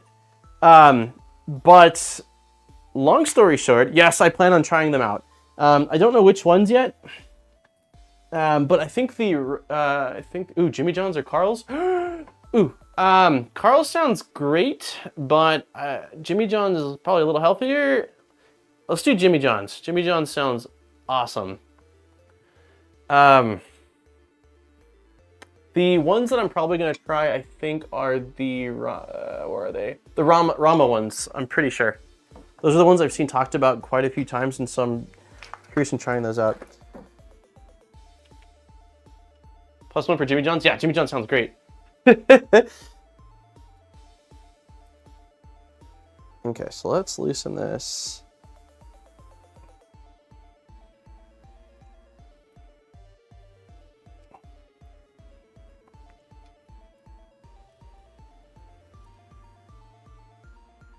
What I'd like to do is get the other belts through the back of this, put this back on the X carriage loosely so I can still pull the belts a bit more, and then go around the belts and make sure that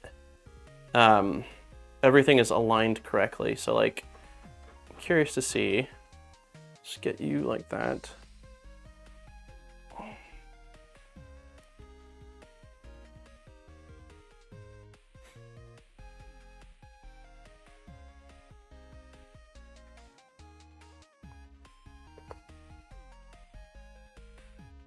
Okay, so I want to see if I put, like how Delmar, earlier you mentioned having this on loosely, and I'd like to put this on loosely that will still allow me to pull those belts on the right to tension them a bit more. I like Jersey Mike's, but now they're more dude, everything's more expensive. I remember going all the time. It was when me and my brother were living at home still, and I think I was working at the time. Yeah, I was driving and working. So probably like either right out of high school. We would always go to the Subway or the Pizza Hut next to us, and we used to be able to get like a combo pizza for like $6 using a coupon online. And then Subway, man, like the $5 subs, and then they switched like from all $5 subs to like a different $5 sub every day of the week. So we would strategically plan that. And then it was like 1 month a year where they had $5 subs, and now I don't think they exist anymore. And I don't really go to Subway. I don't really go to Subway very much anymore because in my mind I'm just like, I can't justify the huge increase in cost of these. Okay, cool. This is working how I wanted. So yeah, we've got this in place, but it's loose, so that way we can still tension these belts. I basically just want to go around and make sure that everything is aligned because I don't think it is anymore. Let's see, so let me start with looking at the back. There we go. These ones fell down, so let's pull the top one now. Cool, that looks good. Bottom one needs to get pulled a bit. It's definitely loose back there. Looks good on that side. Publix equals Southeastern Grocery Store. Publix subs, I've never heard of them. Hey, what's up? Tajin? I'm just gonna go with engineering. We're going with engineering. Or Tate. I've never heard of Publix subs. I haven't had new printer money since I moved. I've just lucked out on the printers I have now. Didn't you win 2 V0s? Or am I wrong? I know you won one. I definitely know you won one. I think it, okay, yeah, this one's not lined up correctly. I think you won one at the last, not the last Rep Fest, but the one before it. Okay, that's looking good. That's looking not good. There we go. I think that's better now. Pull this tighter. Nope. There we go. Okay, let's make sure this idler is good. Oh, that would make sense as to why. Let's see. Bottom. Okay, everything looks pretty dang aligned to me, and our belts are the same length, which is a good sign because they should be since we cut them the same length. I think we are good. Let me do one last check because I'm not incredibly confident in that. That looks good. That looks good. Running around there. Perfect. Yeah, I think we're good. Okay, so also, what time is it? Okay, we're gonna open, let me open the giveaway really quickly here. We're gonna give away a spool of Polymaker filament in 30 minutes. So I'm going to post a link in the chat here. Copy, shorten. Yeah, 2 V0s, but a Trident is more useful to me. Yeah. Well, you do a lot of stuff with other machinery. Like, I know you post quite a bit. Well, not quite a bit, but I've seen enough about your CO2 laser and your CNC that it probably would be nice to be able to print some larger parts. That felt too, yeah. Maybe you missed the struggle at the beginning. But yeah, I agree. Every time something goes smoothly on a build, I'm like, something's gonna bite me later. I don't know what it is yet. Okay, so I'm pinning this form in chat. If you don't have a Discord, don't worry about it. Just put don't have and I'll reach out via email. T-Gen is how I would say to pronounce. Oh, Tie-Gen. Tie-Gen. Like wearing a tie and gen like generation. Okay, Tie-Gen. I can do that. Add an inch on the left side before you cut and tie so you don't have to remove the block. You don't have the perfect amount. Okay, you're the second person to say that, Nappin, so I'm gonna listen. So let's go ahead and loosen. Let's loosen this guy.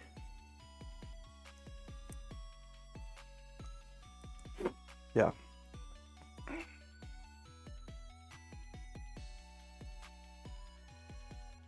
Okay, I don't even have enough slack to be able, so I have to remove this completely. I didn't give myself any slack to pull on that part. So let's see if we pull.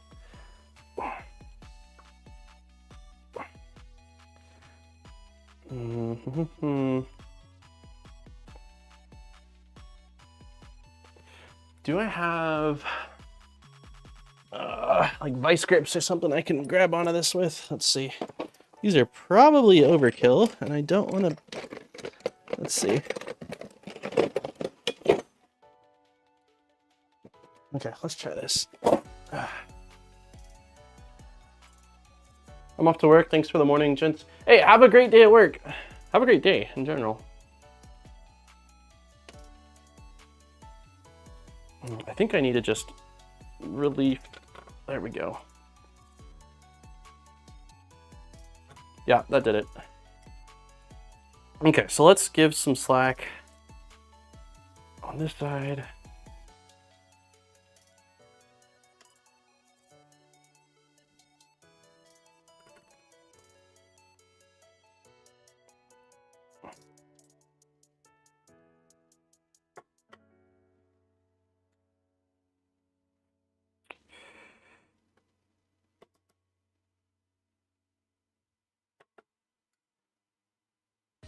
I think I need to pull one more tooth, maybe? Or is that right? That looks pretty dang aligned. Loosen the right first and push. Yeah, I got it. I'm learning. My first time. Okay, that looks like they're aligned. I think I've got the teeth looking correct on that. So let's put this guy back on top here. Let's fold them over.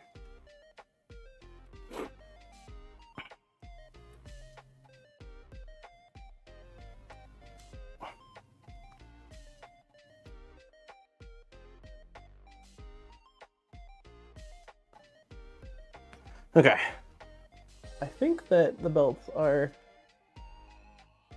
equally aligned. Tighten that down. I'm gonna end up cutting off some on the other side though. There's a little bit too much slack in my opinion there. I can assure you that the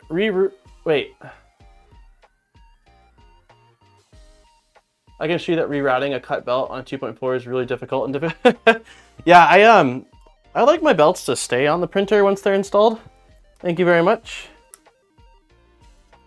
I don't think I've had, okay, the only printer that I've rerouted, I've had to reroute the V0 like twice. One time, I think I had an issue where things weren't perfectly aligned, and so the belt was wearing, where it was rubbing on the side of one of the, either the pulleys or the idlers. And then when I upgraded, poor Delilah, I gotta take her cone off a little bit. Was it part of the stealth printer? Wait, was what this part? This is tap. This is Voron tap.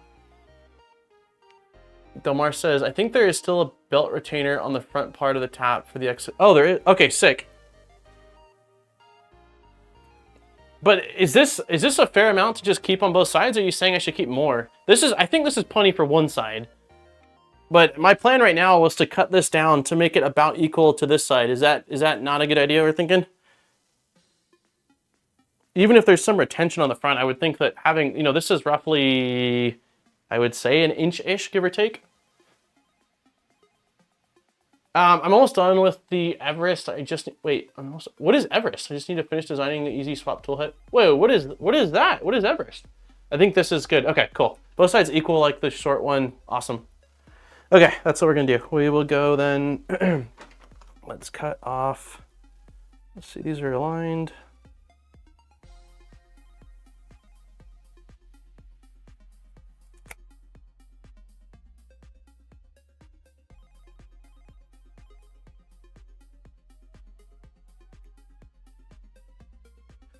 A little bit shorter. Also, let me see, I think I'm gonna pull this a little bit more. Yeah, that looks good. And then we'll cut it just, I don't know, a hair more.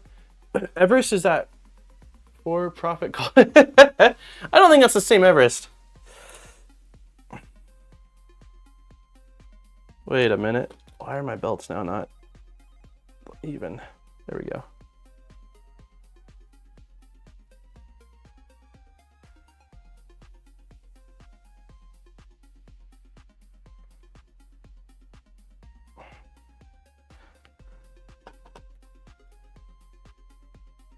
Okay, I'm cutting this here. That's it, we're sending it. You should add the clip before cutting that last part. I think I'll be okay. Maybe. Maybe I'll regret that. And then the, let me see here. If you have not hit the like button, we're at 69 likes. Of course we are. Please hit the like button. Of course we're at 69 likes. I just want to verify one last thing. Okay, so it's supposed to be M38.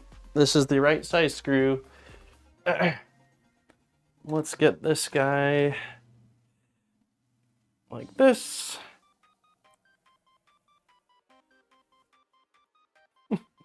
I haven't checked the likes in like, I don't know, an hour in the course when I check. Okay, so let me tighten this down, and then I think we're gonna put the bearing block on after this. This is exciting. Of course, everything takes longer than I expect all the time, so Delmar was correct, but I'm happy to see this taking shape.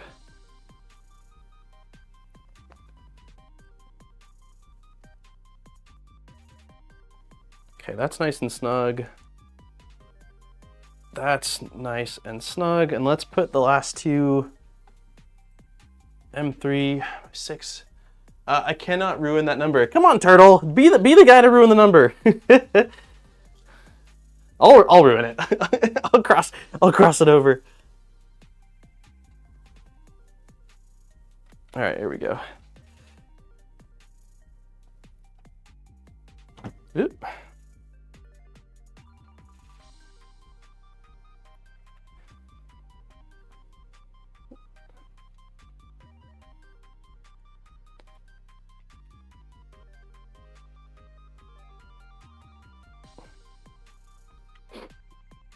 Okay.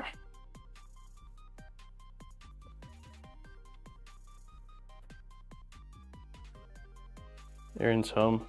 I think she got Jimmy John's. Or Jersey Mike's or whatever. Whichever one of the two she said. Okay. This feels like it's probably snug enough. I don't want to hear a crack sound. Okay. It seems more complex. It's tapped and clicky. So I like clicky, but I was just talking to Steve about this. I've become less and less of a fan. The 2.4 is running clicky right now, and I don't like having two probes. So like, there's a Z switch that the nozzle uses, and then there's the clicky probe. And I know there's a plugin that allows you to do like auto Z calibrate, where it basically measures the thickness of the switch itself. But having 2 points to save values to confuses things, and every setup I've ran that has both a Z-stop and a switch, it always does weird stuff. Like, I don't know, I'm not as big of a fan. So I like clicky a lot, but I like when clicky is Z and your leveling probe. I'm totally sold on the beacon probe. Yeah, the beacon is nuts. The beacon, I mean, the biggest downside of beacon is cost. It's 90-ish US dollars, which is expensive.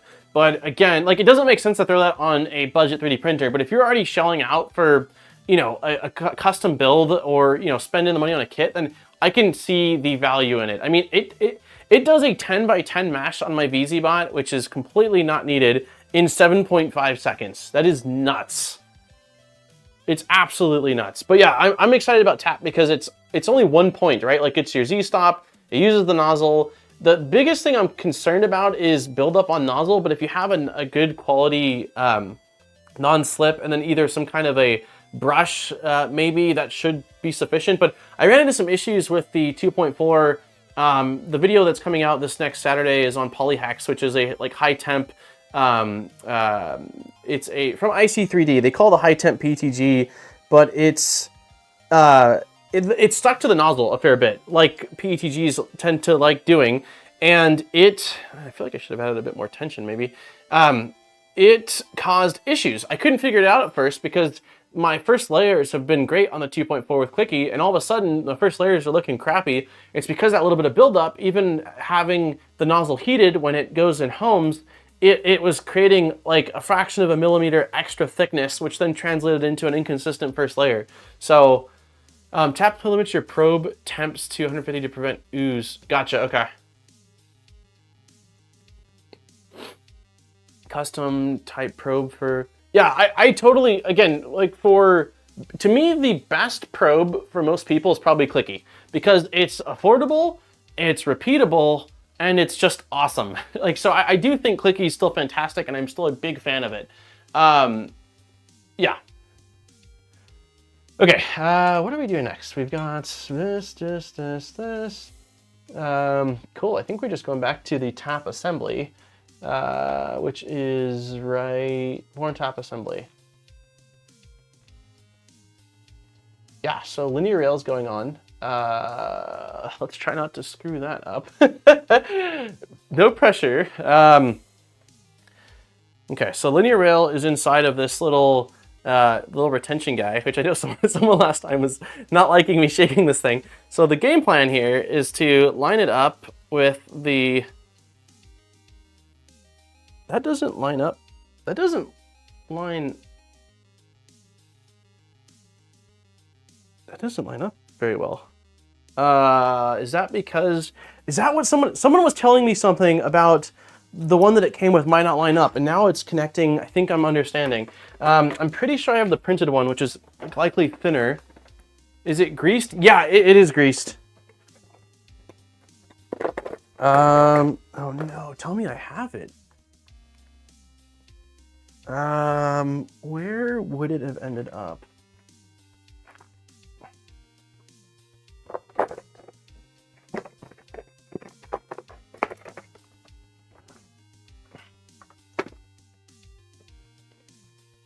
I know you installed tap on your switch wire. I know you. I didn't install tap on the switch wire. I installed Clicky. Maybe that's what you meant. What did you say? It says I use the same for the servo arm. Yeah, we're going to be redoing some stuff on the. I think I threw this part in the trash. I'm gonna do a quick dumpster dive. 1 second. I'm pretty sure I just took this part out.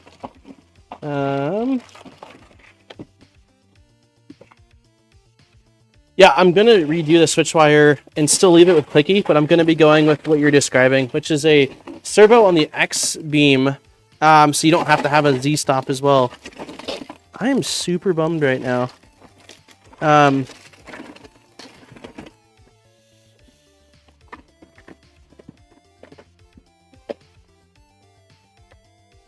I don't know if I should just, I don't know if I should just risk it and potentially lose a ball from the bearing, or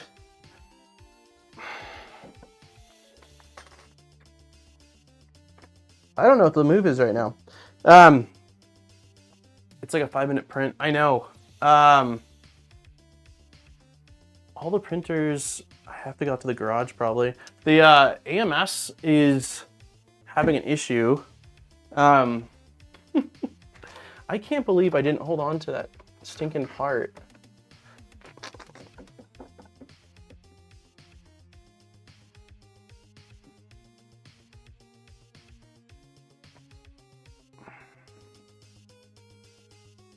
Why is the it's in the bag. It's not. I took it out.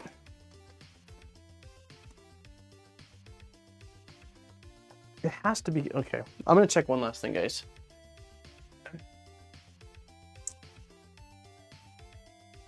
Don't risk it for the biscuit. I know. It's not. I have it. It has to be here because I just cleared off my desk before this stream, and I think I was like, oh, well, I've got what I need. I just can't understand why I'm not seeing the dang part.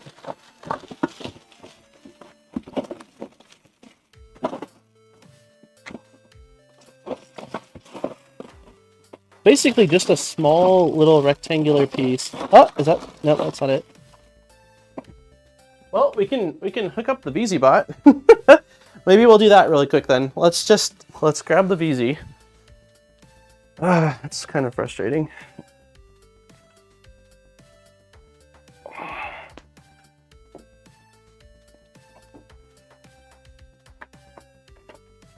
It's just a small little rectangular piece. And I printed it out twice, which is the most frustrating part of this.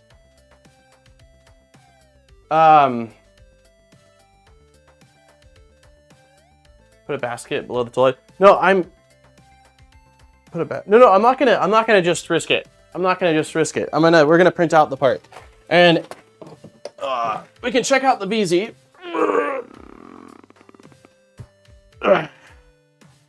Yeah, exactly. We'll do a bed scan. Because I've been playing around with the VZ, and I installed the new hinge on it. We'll get a quick print going on this guy. I got LEDs installed. Xiaomi's daylight on sticks are in this guy, so let's power it on. Bam.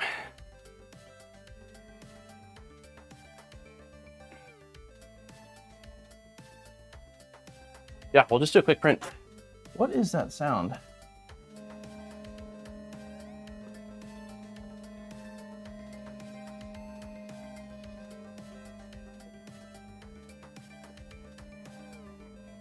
One of the fans is making a loud sound. Easy peasy. Yeah, the VZ. All right, let's quickly get this print going. Hold on. On tap. FPLs. So we are looking for MG9 assembly tool. Is that it? Yeah, that's it. Okay, this is, yeah. I'm sure it's probably in that trash. I couldn't find it.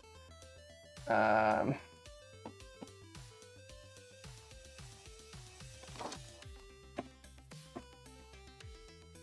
think I'm going to print 2 of them because of the fact that they are so small for the sake of cooling. Yeah, we'll see if it's even gonna... I'm worried about heat. Let's give it a go. 2 minutes and 27 seconds for both of them.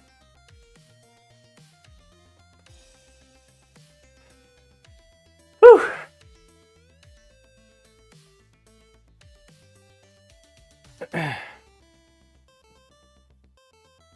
Okay, what time is it? If you have not signed up for the giveaway, wait, is it on the rail block?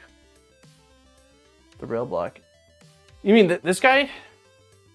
So this is, the thing that I did that I made a mistake on was, this is the one that came with this rail, and its only purpose is to allow you to basically keep the balls from falling out if you're gonna be taking the rail off like we did.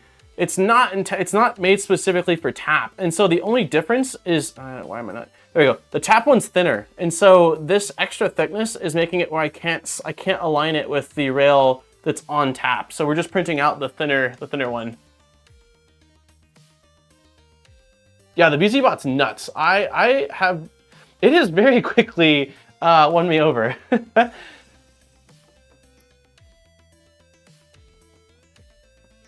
I just don't have a profile dialed in Napin for it. I've done a fair bit of playing around with this over the last week or two here, but regarding cooling small parts in ABS, it's not a matter of it doesn't have enough cooling. It's a matter of I haven't figured out what the sweet spot is on a small part like that. If we stick to the bed, this will be a 1 minute print. It will be a 2 minute and 27 seconds for the pair of them. So yeah, a 1 minute print.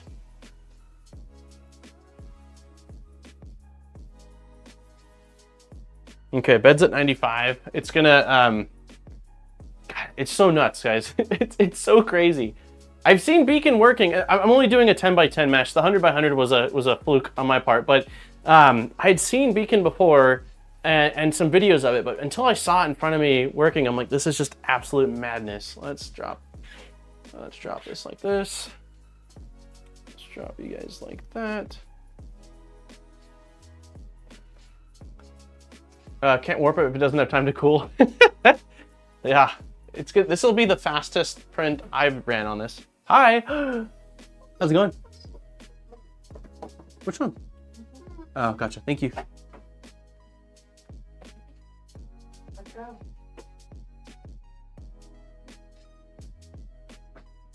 Oh shoot! Goof. 1 sec. I need to quickly home the printer. Yeah, there we go.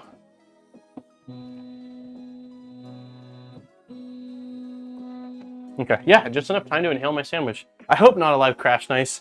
I've already had one crash today is enough for me.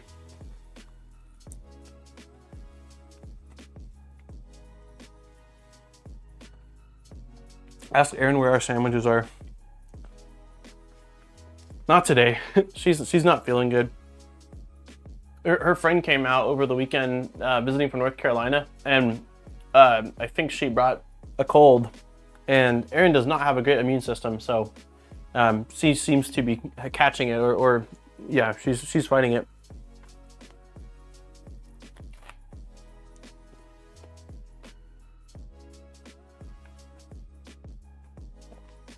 If you know anybody that wants to sponsor me, food-wise, let me know. Probably pizza sponsor would make the most sense, considering how much we talk about pizza on this channel.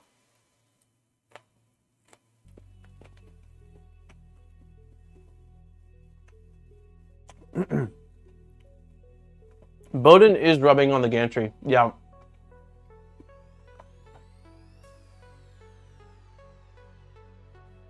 I could probably route the Bowden in the wire harness.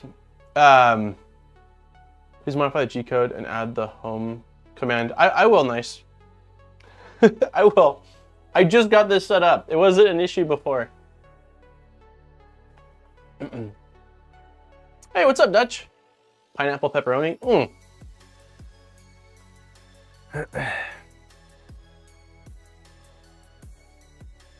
Make a hot and ready pizza on the bed. I'd be up for that. Yeah, it's possible that it just needs to get spun. The length should be right on it. I mean, also the top of the top acrylic is pretty scratched up on this already. Like, it's real scratched up actually. The CPAP with the wire harness is just really close to it, so it rubs on it. I'm debating on doing the top hat mod for it to give myself an extra few inches on top for the wires and things like that. So we'll see. Yeah, top's super scratched up.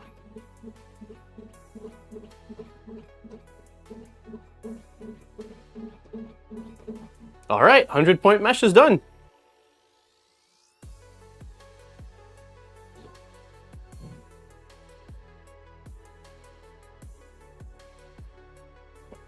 Can you get a custom glass? That would be cool. Yeah, that would be really cool. I don't know. I haven't looked into glass top for it. But yeah, the acrylic is super scratched. I knew from day one when me and Steve built this, I was like, it's gonna get scratched really quick. Okay, hot end's heating up now.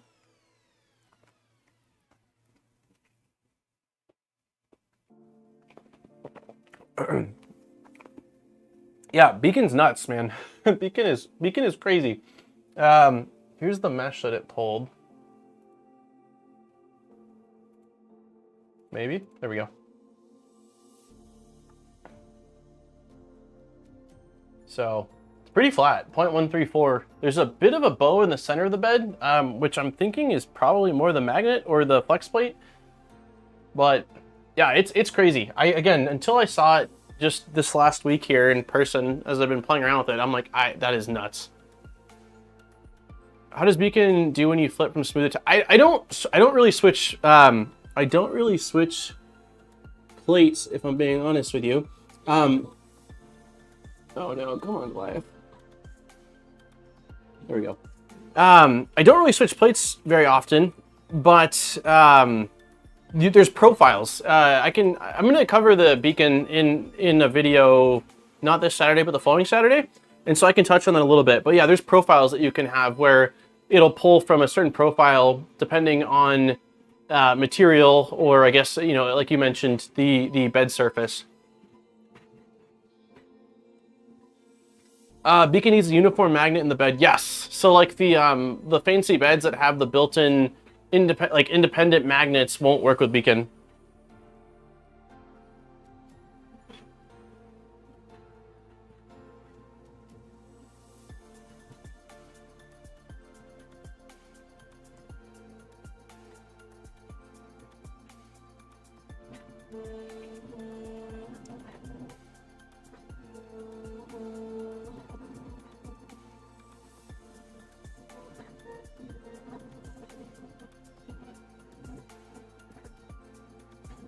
Yeah, this is just the default profile on Orca Slicer, and I don't know, what do I have the acceleration set to? Acceleration's only, oh, no, it's set to, okay. It's between, what, 10K and... So the profile is set to 10K normal printing, 5K outer wall, and 10K inner wall, and travels 20K. And it's done.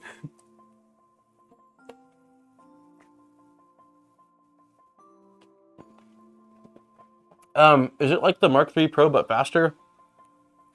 It's an eddy current scanner, so it's my understanding it works somewhat similarly to how an inductive probe works, but not quite. Some of the technical stuff behind it I will cover more in the video, but some of it's also a little bit magic. Yeah, I've fallen. I think I've fallen in love with this printer, and the Beacon. It's an awesome printer without it, but it's certainly the Beacon complements the VZBot very well. It's an eddy current scanner, yeah. Hey, Humble's here. Yeah, the VC is awesome, man. It took me longer to set the printer up. I agree. Yeah, the only things I've done to this from the time we finished the stream was, again, Beacon scanner. I replaced the hinge that I broke, and then Shammy sent over a couple of PCB daylight LEDs that I just got installed last night, and that's really all I plan on doing to this. The other thing would be maybe a camera at some point, and then Steve and I had talked about water cooling, but that's going to be a while. Like, I really like it the way it is already. Would you say VZBot greater than... it's different. It's different. Like, for speed, I would say... yes. The VZBot is built for speed, but I really enjoy Voron printers and think that they're an awesome, happy medium. I also have no idea how this printing like this is going to hold up over time, right? So I don't know. It's different. It's different. I don't know if I'd say I like VZ more than Voron. They're just different. I knew initially when building this that if there was a printer that I was going to be like pushing pretty dang quick speeds with, it would be this one because it was built for it. And so far, it has not disappointed. It's also running a V6, or not a V6, a 0.6 nozzle instead of a 0.4.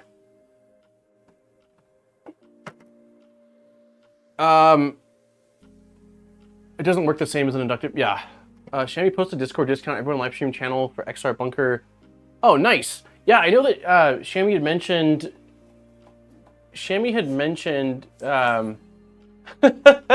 Anonymous, thank you for the 420. So we've had 69 likes earlier, and now 420. Cool. Okay, let's go ahead and turn this off. Settings. Nope. Oh, that's right. I need to figure out the NG code. It doesn't fully end. Yeah, there's still some tuning I need to do with this thing. Less on the hardware side, more just profile stuff. Let's see, shut down.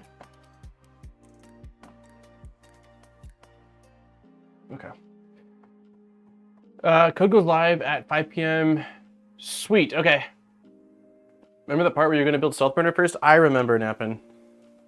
I remember. Okay.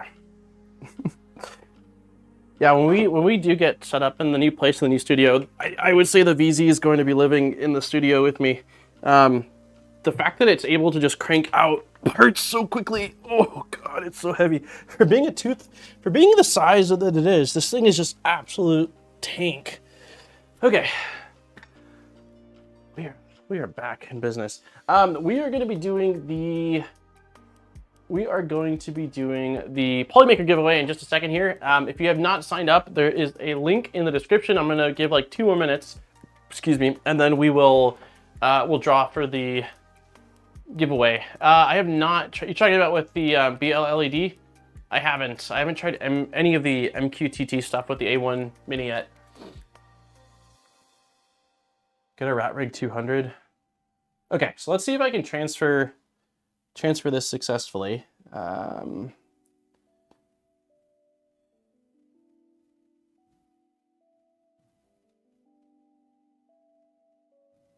Ooh, I don't...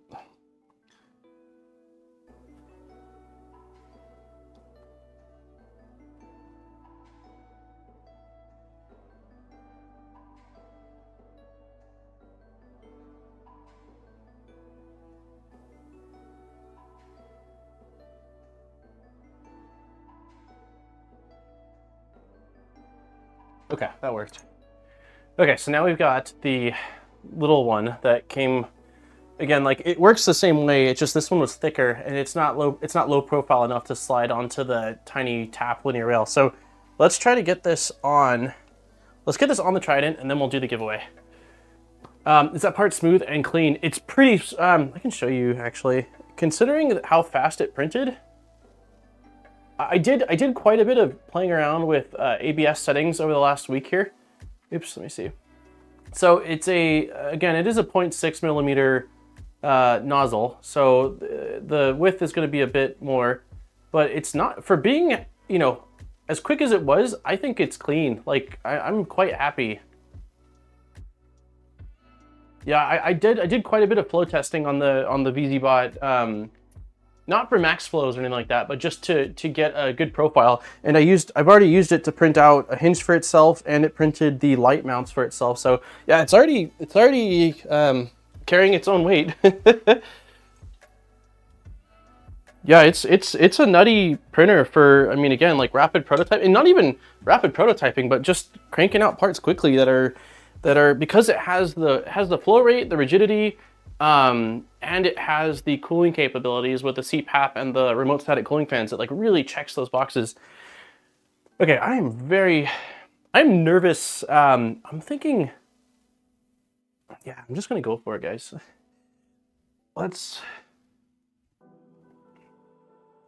My game plan is to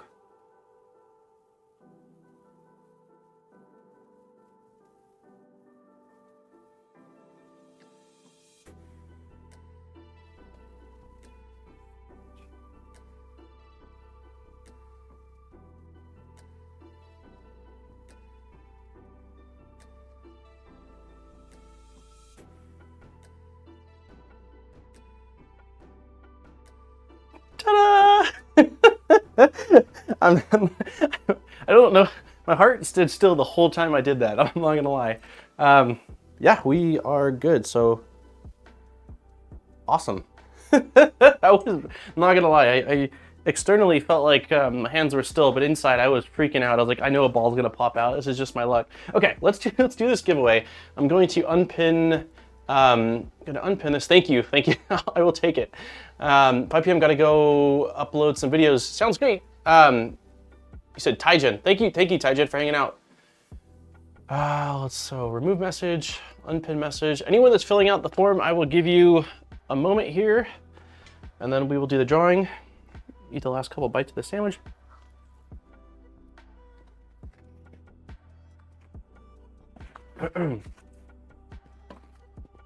Okay. Really quickly, let's see.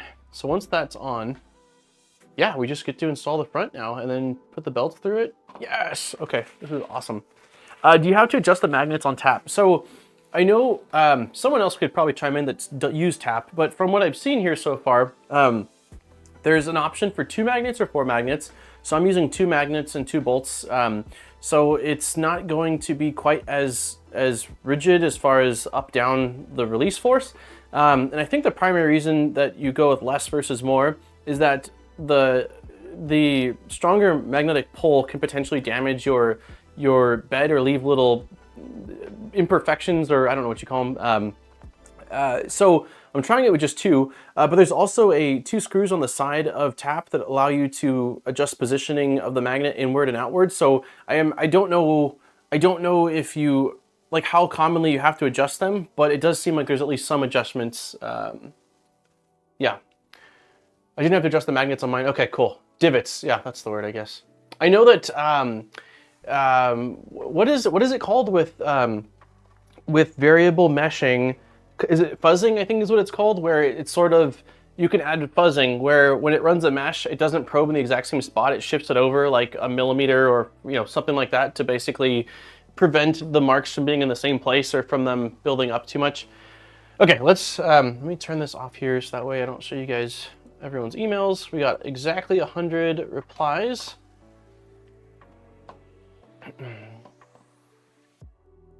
Okay.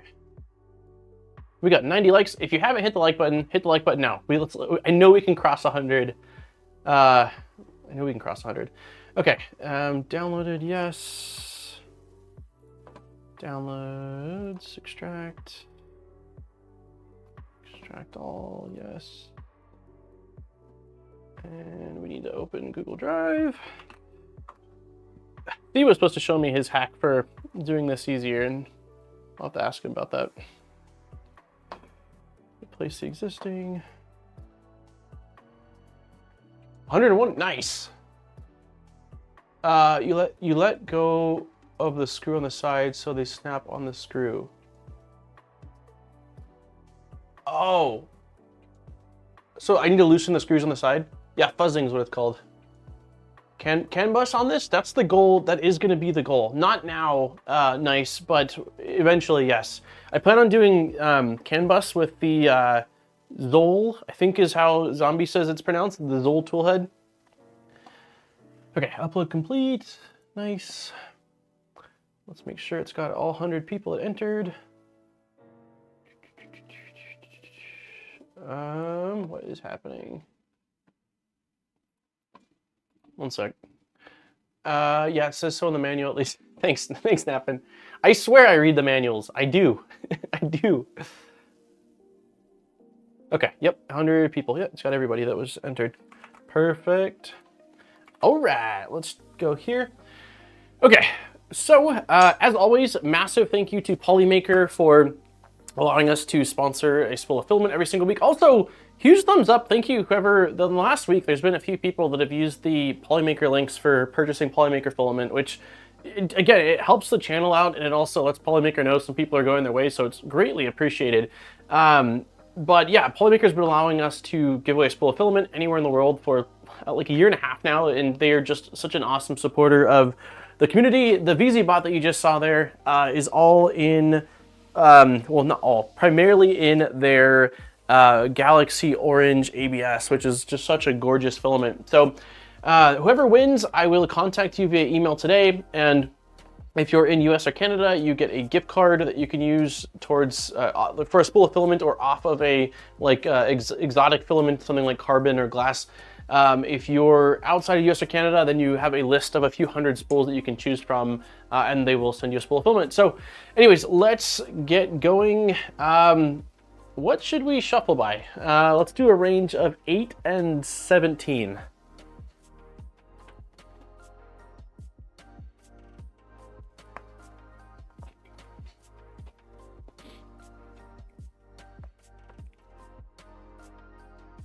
We got 2 13s, 2 8s. It's a tie between 8 and 13 right now. Ooh, 2 11s as well. Ooh, 4 okay, it's 13. Yeah, I saw a bunch of 13s. 13 it is. 1 2 3 4 5 6 7 8 9 10 and 12 13. Okay. All right, good luck everybody. 3 2 1, here we go.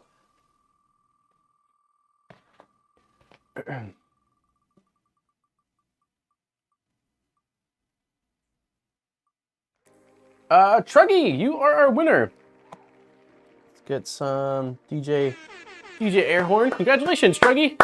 So I will send you an email later today with the form, and you can pick out your spool of filament or, again, gift card, depending on where you're at. So thank you, everyone, for entering, and yeah, we'll do another one next week. All right, let's get this tap finished, and then see how much we can haul. It's already oh my God, it's already 310.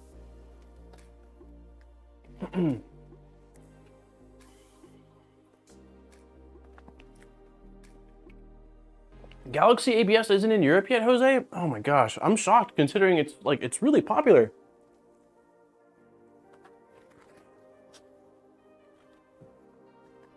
Okay. Sandwich is inhaled. Let's finalize tap. Okay, I think all that we saw was...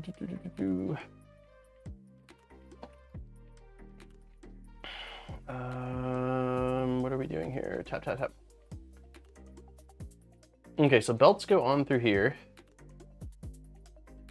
And this uses M3, M36. Let's see. Everything got kind of shoved around here.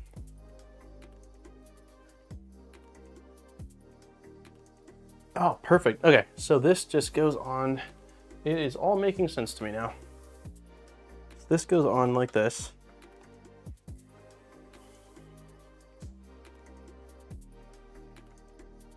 Do you have a correct manual? Wait, don't you have the correct manual? One tap to the left. Don't you have the correct? Oh, you're saying, one second here. You're saying this guy? That's Opto Tap.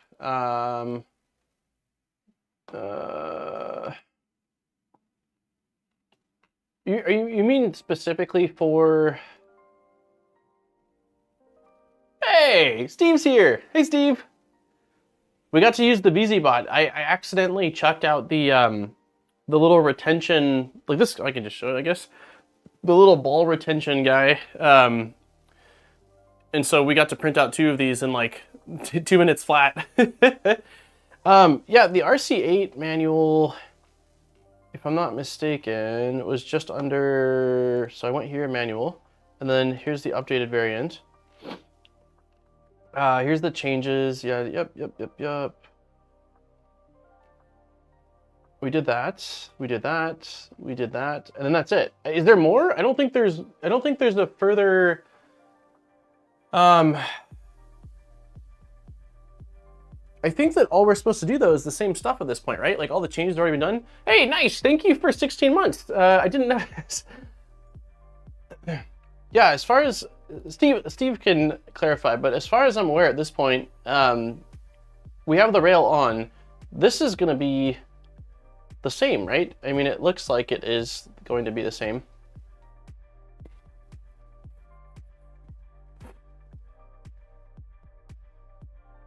We need washers. Let me see, M36. Okay, we got 4 washers. And then let's grab the hardware.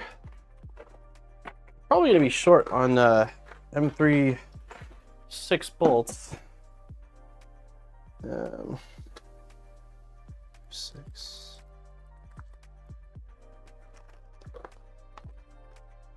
According to this, I already took out all the M3 hardware. What did I do with it? The streams are like half building and half finding the things I've already taken out. I don't know what the heck I did.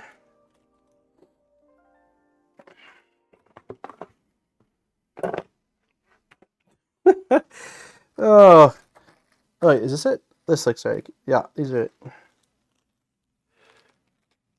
Same from here on. Don't forget the washers. Yep, I got the washers.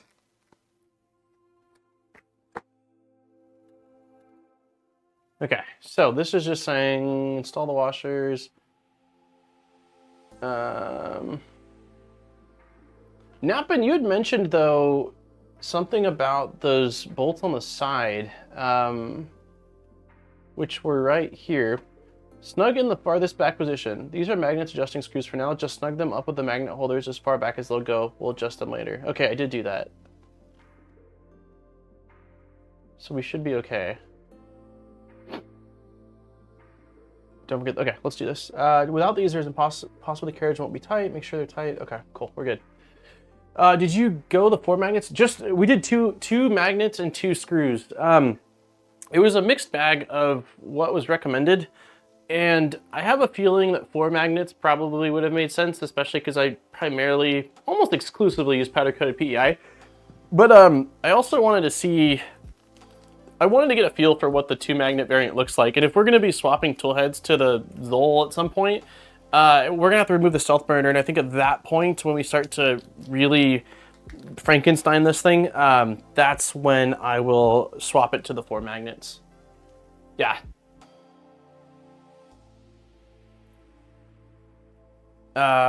Cool. Okay, let's get our driver.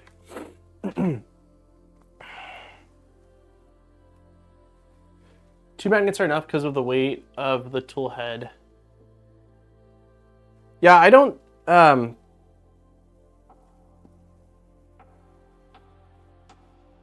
I have no, since I haven't used tap before, I don't have much opinion. I have no opinion on it. So yeah, I just wanted to see. This isn't supposed to be, this can't possibly go underneath the surface. No, it's not. Hey Pex, thank you. It took it took us a while to get here, as it always does. I was like, yeah, we're gonna wrap up tap today. We're gonna get the stealth burner done, and like we have a hard cutoff of 4 today before Aaron goes to work, and I'm watching Jack. And Delmar called it. The belts hung me up a little bit. Don't lift. Okay, don't lift all the way yet. Because of the bearing.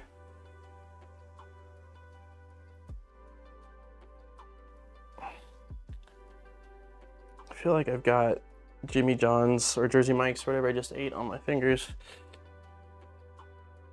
Does anyone know why some G-code files might not actually delete and instead just appear? I have no idea. Magnet holder becomes catches. Don't we have the magnet holder? Okay.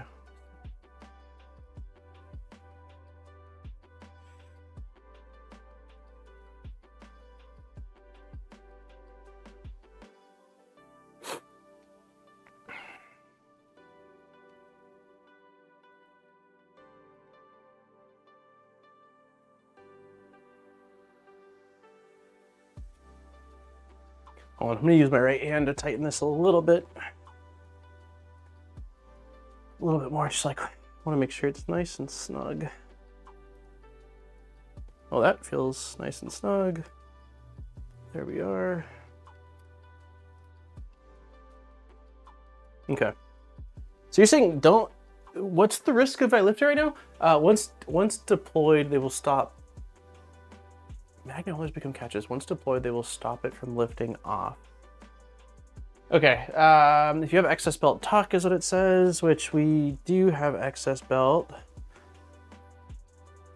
Will I be able to get this through this guy? That's the question, I suppose.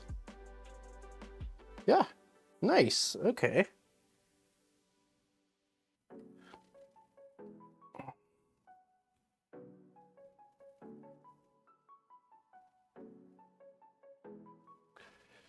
For a fat formatted card, a dodgy early sector could end up making the file read only. Seems like, yeah, I've had weird stuff happen in general because I do so much flashing disk image files to micro SD cards. I've had quite a few where I've had to go into like disk management and format it through there because there's like funky partial partitions, and also it depends too. A lot of the micro SD cards, or just flash drives and stuff that come with printers are pretty cheap. So I've had a fair share of issues with supplied stuff. Is there an AB tensioner? Yes, those are going to be up here in the front. So these guys are completely loose right now. They should be, yeah, completely loose right now. And so there's one on the left, one on the right.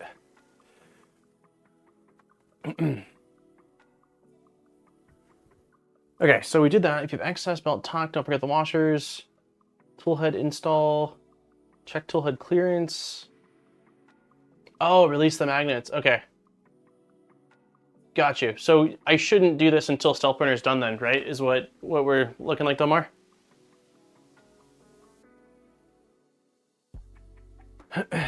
Damn. I'm sad we're not going to get very far into the stealth burner. I think the move is we just start trying to kick some butt and see what we can get done in the next 40 minutes here. Tap's essentially done. I mean, other than wiring it to the toolhead PCB when we get to there and releasing the magnets, it looks like.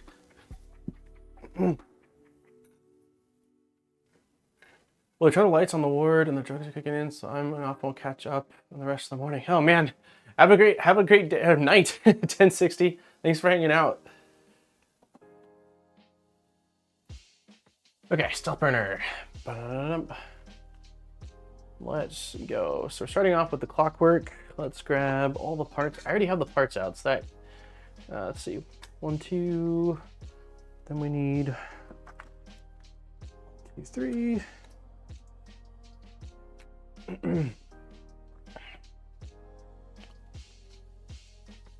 Let's grab all the pieces that are gonna need heat inserts so we can knock those out, which is pretty much everything. There we go, we got our accent pieces.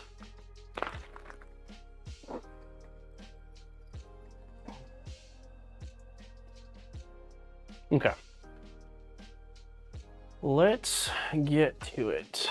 Side view. Let's raise you guys up. Oop. Okay.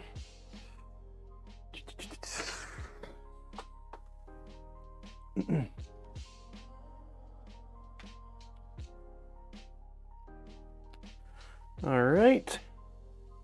Soldering iron's heating up. I love this soldering iron. I think I've given feedback on it quite a few times, but yeah. Why am I brain farting on the name of this guy? Pine Sol. The Pine Sol is awesome. If anyone is wondering, I absolutely recommend the Pine Sol. Okay, so 2. And this was one that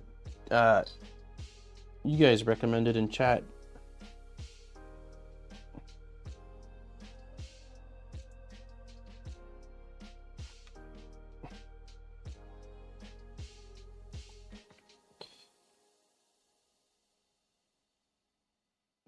I don't think, yeah, I'll be okay.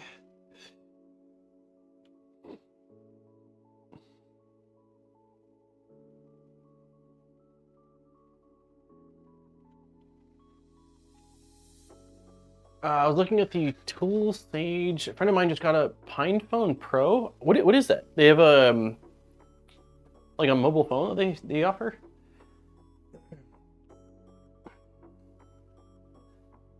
I don't. Is the TS101? Is it the same as the one that's made by is it SainSmart that makes it? The TS101 sounds familiar. I'm sure it's the one that I've looked at a few times, but the Tool Sage doesn't sound familiar to me. I wonder if it's the same iron.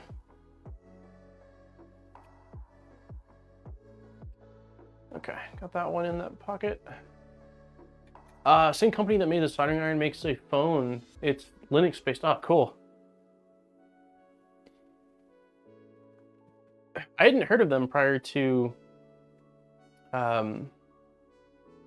this Pine Sol. I know this is running like an open source hardware, if I'm not mistaken, too, the soldering iron, which is wild to think of. This is going in there, and this one's going in here. Yeah, these parts are gonna be interesting. They're definitely a bit. The extrusion's not great on these. I haven't really noticed anything else out of the printed parts in this kit, but yeah, some of these parts in the tool head are a bit over extruded, which is not exactly where you want your parts to be, you know, having extrusion issues. I have a Pine Sol V2. Yeah, that's what I've got, the Pine Sol V2. I think I don't actually know what the main differences are, but I think that one of them is that they're compatible with the same iron tips as the TS101 or something like that. Everything they make is Linux based with open source. Huh. Yeah, I gotta look into the company more. I did a bit of digging initially after, because chat was torn between me getting this and the TS101, and I think that the Pine Sol was actually less, cost less, and had even more positive reviews than the TS101.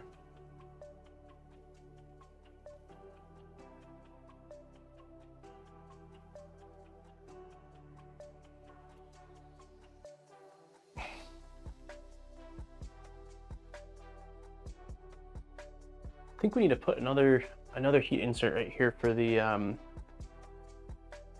Yeah, toolhead PCB. I use a pencil every day. The tip lengths, I have both. Let's see, the V2 has a new processor, shorter tips, lower impedance heater, and more power available, as well as the USB-C. Oh, wow, okay. Yeah, that's what I'm using, is USB-C. So the other one only has the barrel jack type connector.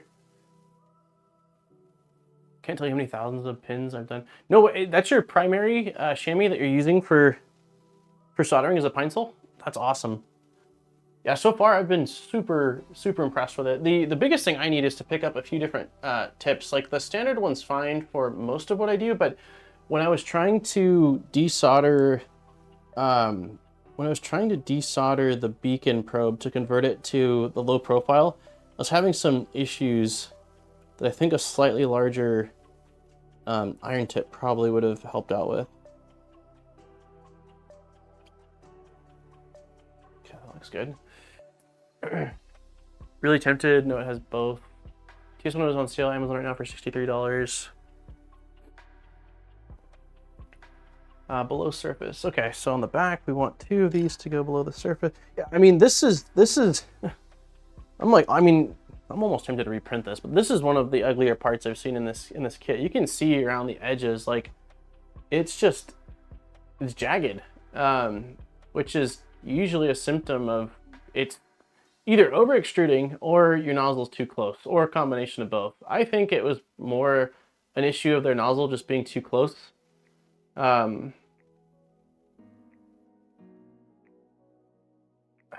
Yeah, it's just not a good looking part. Oops.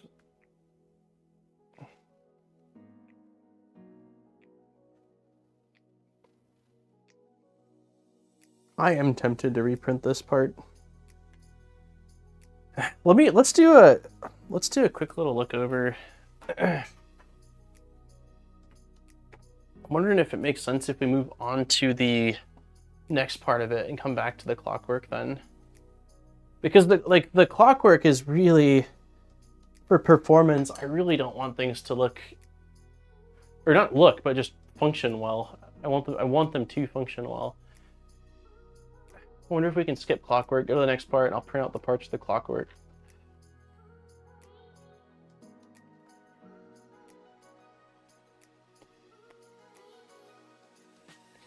Yeah, let's move on to the hot end portion now. Print on the VZ. Well, the VZ has the only concern I have with the VZ running the 0.6 millimeter nozzle is I don't know how that's going to affect tolerances for things like Voron that's designed very specifically for a 0.4. That's my concern. Otherwise, I would print it on there. Did you ever try mellow stuff?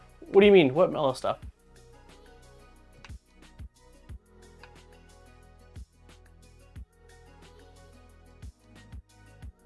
Okay. Oh, we need more heat inserts for this. Has anyone printed Voron? Let's see, the 0.6 is fine on most parts of Voron. You can also print good quality on a 0.6, or yeah. Well, I know that with the variable wall length with the Arachne engine, you're supposed to be able to get really good details on a 0.6 millimeter nozzle. It's just because of how sort of intricate this part is. We can fire it up on the VZ bot, I guess, and just sort of call it here. Like just print and see how it goes. What do you guys want to do? I'll leave it open. We can either pull up the VZ again, load in some black ABS or ASA, and run this part, or we can continue on the hot end portion, and I can do this between now and next week. What do we want to do? I'm fine with either way. Okay, Nappin says send it. That's one for VZ. Oh, Mello has CNC tap, but CNC tap is worse than printed one. You have 30 minutes to print, go. Send it, VZ. All right, it's 3 for 3. We'll do it.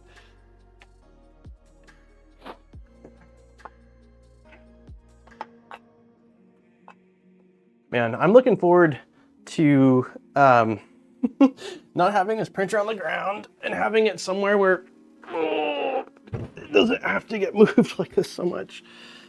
Because it's just, it is so tanky. It's probably it's probably the heaviest printer. It's definitely the heaviest printer I built. But I want to say it might be the heaviest printer I own. But that might be wrong. I don't know. I agree with Steve. Give it a go.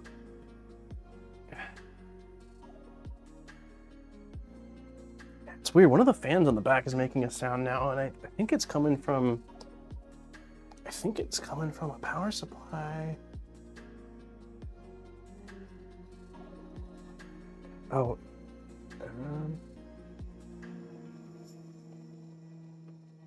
I don't know what the heck.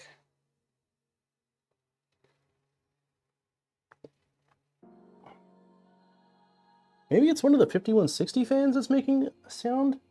It's only when the printer turns on, it seems like the fans are revving up. I don't know, it's weird. I don't see any sort of wire dangling.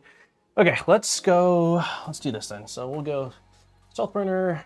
We are looking for FTL, Clockwork 2, definitely direct drive, and this is going to be, I don't know what the part is I'm looking for.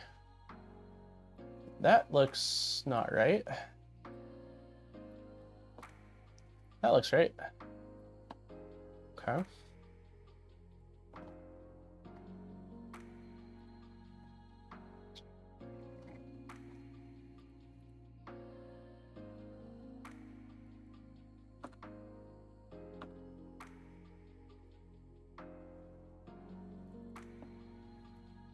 Okay, ABS tuned, that looks fine. And so we are going to want, we don't need as many wall loops then. Wait, why is this? Oh, okay. Let's start with a 0.2 profile. Discard. But if we've got a 0.6 millimeter nozzle, should we shrink it down to 4.3 or stick with, how many FDM printers do you have and how many do you use often? I've got rid of quite a few recently. I've donated a few, I sold a few, and I broke down a few. But I still think I'm probably at like 15 or so. And which ones I use really varies. It just depends on sort of what's plugged in right now. What slicer is that, Orca? Voron settings said 4 walls, 40%. Yeah, the walls though is with a 0.4 nozzle. The line width is going to be thicker. I mean, I guess it probably doesn't matter if it's thicker as long as we have it as a bare minimum. Isn't it 4.5? I think it's 4 walls, 5 top and bottom, and then 40% either grid or gyroid. Yeah, let's see how long it says it's going to take. 31 minutes. Okay, let's quickly.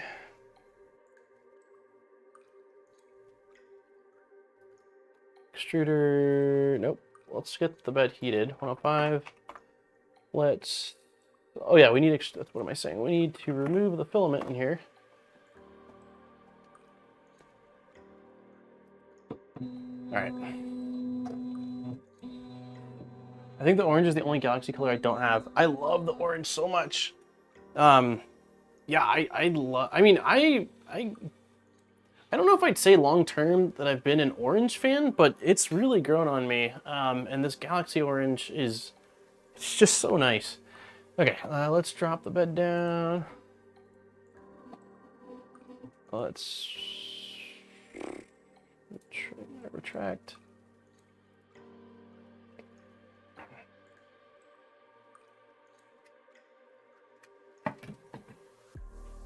Wow, we're getting low on this. I mean, I have another roll of it I bought, but that orange is pretty much gone.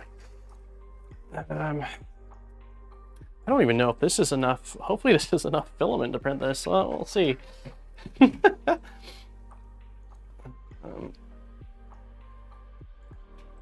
Yeah, it's like a burnt orange look. Oops. What are we doing? There we go.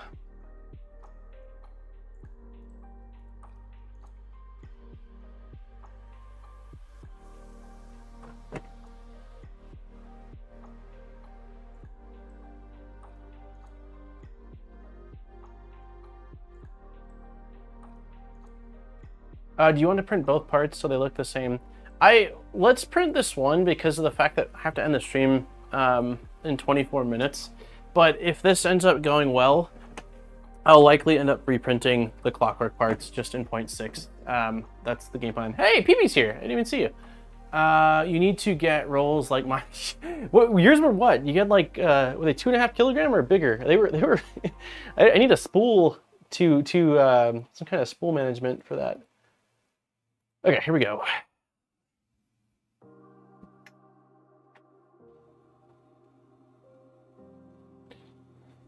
Five kilograms, nuts. I got a 2.5 kilogram spool for testing, and it was a struggle finding a spool holder for it because I don't have anything for that big.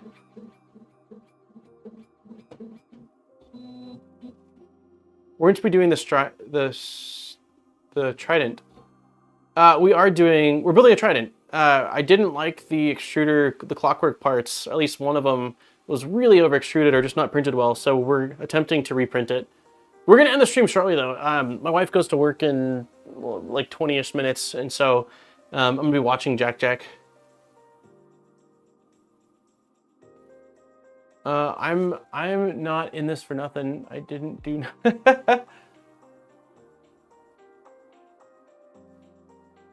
Just ordered more Galaxy Orange and Galaxy Teal. Nice.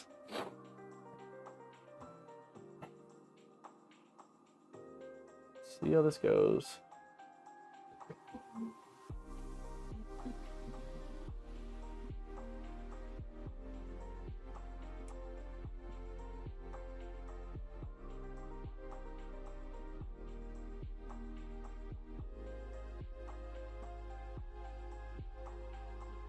The part will be printed before she leaves? No, I don't think it will be. It says it's 30-something minutes, so it'll be a little bit longer. I probably could crank speeds up even more, but I'm trying to dial in like a good happy medium profile, and the speeds that are used in Lorca Slicer seem to be that. Once it gets past the first layer, it's going to start booking it. But yeah, I'm pretty happy with the flow that I've got.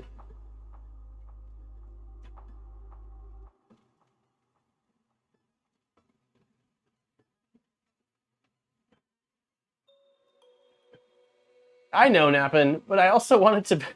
It's a functional part. If we were printing calibration cat again, I would absolutely. I would absolutely do that. Yeah, so this is running, so it has the acceleration set to 10K for normal printing, 5K for outer, 10K for inner, 5K for first layer and top layer, and then travels 20K. And then as far as print speed, first layer was 120 millimeters a second, outer wall 200, inner wall 250, and then standard printing is 250. It can go quicker. I know it can go quicker, but again, like if I feel like I've got it printing beautifully and consistently at this, then I'll probably put the pedal down a little bit harder, but I just want to get it. I want to get it where I can just throw a bunch of stuff at it and know that it's going to be, you know, consistent. Versus just going crazy. It's looking pretty good. My first layer looks a lot better than the first layer on the part that we're replacing, that's for sure. What microphone do you use for your videos? I've been looking into making videos, but audio isn't consistent between clips. How do you keep it consistent? So I primarily use this mic I have on me, which is a DJI Pro, the DJI Lav mic, whatever. There's only one, I think, variant of it. For voiceover work, which is what I use almost exclusively for Lightburn videos, it's a Elgato Wave 3. I used a Yeti for years. Hey, thank you, JB Snapback, and another thank you. I hope you enjoy. I really want to get. I have a couple of cool ideas for other logos for merch that I'm really hoping to get going at some point here. Oh, there, I can see it there. JH, thank you very much. I appreciate it. My set of Wear Allen wrenches came in. Nice. Are they the colorful, the same colorful hex keys?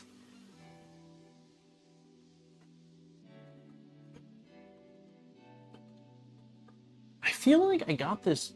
That looks like that front doesn't look so great. I think it's because cooling. There's no cooling happening. We'll see. I'll let this run, and if it doesn't complete the way that I'm happy with, then I will probably just run it again and adjust a little bit of cooling.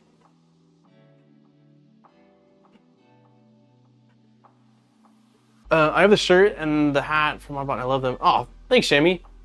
Yeah, they're super comfy. I got one for myself, one for Aaron, one for my mom, one for my dad. My brother, I can't remember if I got him a shirt or a hat, but they're really comfortable. Oh, it was nice. Thank you. Thanks, nice.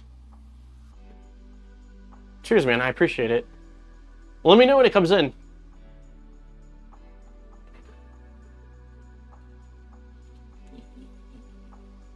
Okay, so it does have cooling for bridging, like or when it's doing the top layer. I hear the CPAP kicking on.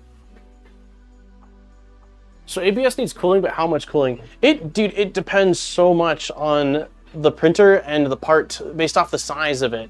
Like this is I would consider this a small to medium part. I guess it's maybe a medium-sized part. So there's at least some time for cooling, but this printer gets super hot. Like it's an AC bed. I don't know what the exact heater is on it. It's how many watts, but it's an AC bed, and it climbs to 105 Celsius wicked fast, like really, really fast. And it also, I don't know, this thing just generates a lot of heat. This printer runs hot.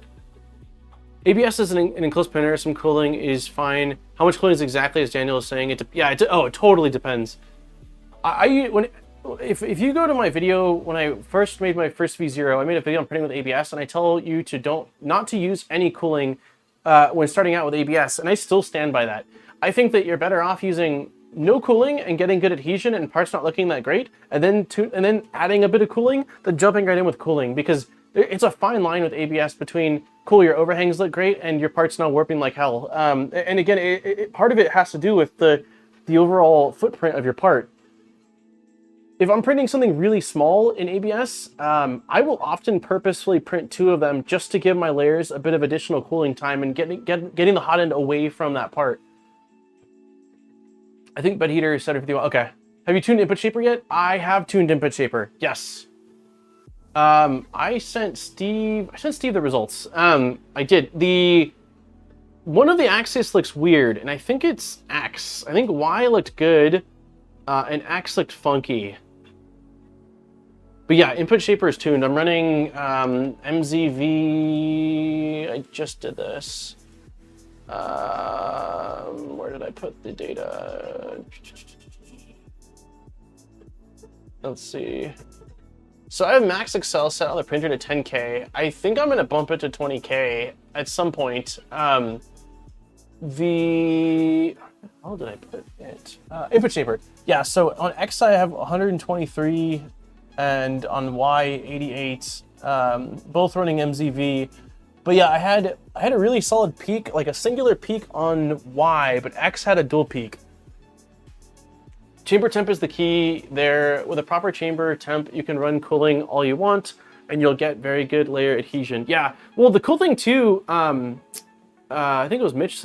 Yeah, so the cool thing too about the VZBot is that the cooling isn't using blower fans. I mean, it can be, I guess. There's a version that allows you to mount, I think, a 50-15 at the back, but it's using the CPAP on this, and the CPAP, the way it's set up, is pulling air from inside of the, it's pulling air from inside of the printer, which is awesome.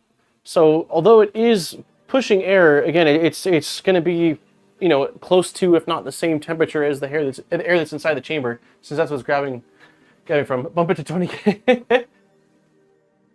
Can you show the graphs? I don't have the, did I send them? I think I text Steve them. Let me, one sec. I've got, what time is it? 3:45. I can email them to myself really quick. They're on my desktop on this computer over here.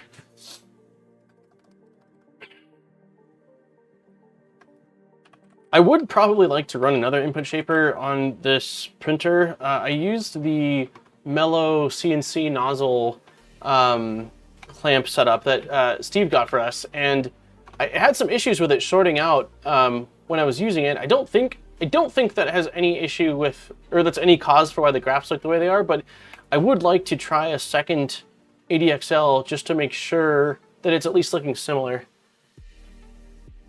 All right, let's see. All right, why is internet going so slow? There we go. Okay, email to myself. Subject matter. Input shaper. Attachment. There we go. Desktop. It would have been nice if I had installed the Clipper plugin that would have uploaded them to the VZBot, so I could have just shown you guys on the computer, but for some reason the internet is going really slow.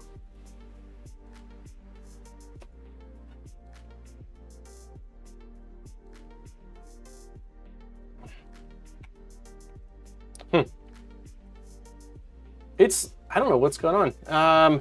Jeez. I will transfer it on a flash drive. For some reason, the internet, like, it's not even able to upload 2 small PNG graphs. Let's see, desktop. Oh, there we go. Nope, that didn't do it.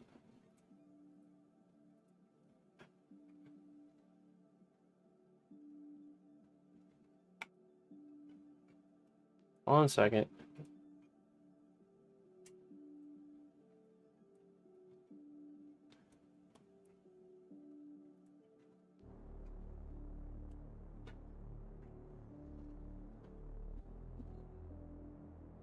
That was way harder than it should have been.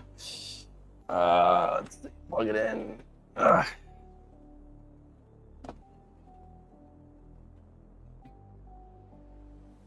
Does with hot air sound wrong? What? Just sent them to you Discord. Oh, thanks, Steve. I will grab them from Discord then. Steve. Save image as. Download, save. Save image as. Download, save.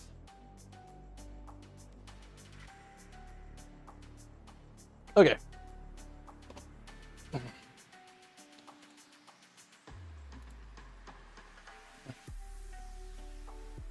So here's why, which looks fine. Can I move it so that way you guys can see it? Let's move it so I'm not blocking it. There we go. Oh, come on. I was like, I know that one. Okay, so this is, oh, that's the not good one. So let's look at this first. This is the y-axis, and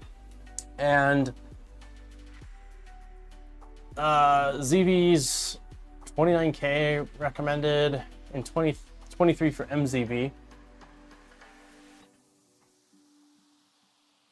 So that's Y Nuno, and Y I'm pretty dang happy with. Like, it's, you know, primarily a solid peak, but X doesn't look good. X has a secondary peak over here, which I don't know what's causing it. I don't know if it's, I mean, there's quite a bit of strain on the tool head from the wire harness and the CPAP, basically pushing down on the tool head. And so, but I don't know why that would affect it on one axis and not the other. And so I'm not entirely convinced it's that. But yeah, Y needs X needs some work, and I'm not sure what the cause is of it.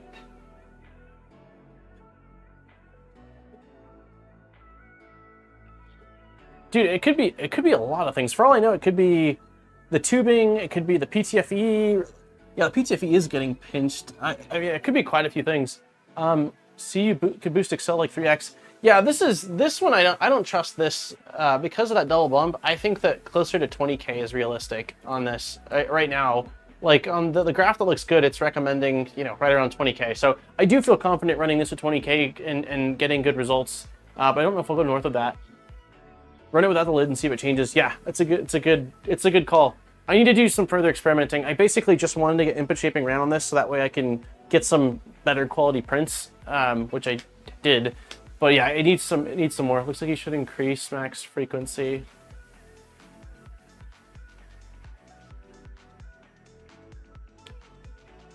You mean the frequency of for the input shaping, like the MZV?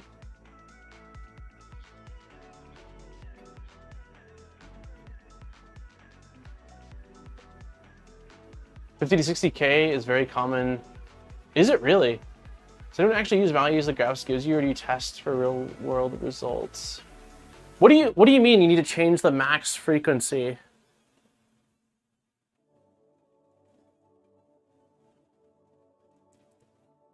Change max frequency to 175 instead. You're saying on this one?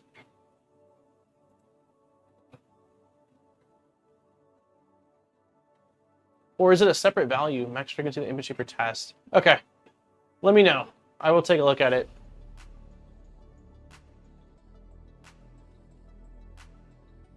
It stops. Oh, I did notice it. Okay, yeah, it did stop at 133. I feel like previously I've seen it go up to 200 hertz. Stock it only tests up to 3. Gotcha. Okay. Yep. Now I know what you're talking about. I thought it was weird because I know I've ran it higher than that before, and I was like, huh, that's weird. I did think that, but now that you're saying it, I did see that it stopped at 133 when I ran it.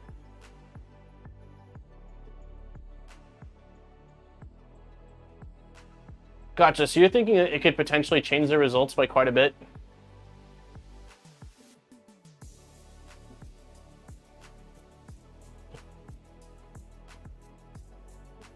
It's looking pretty good.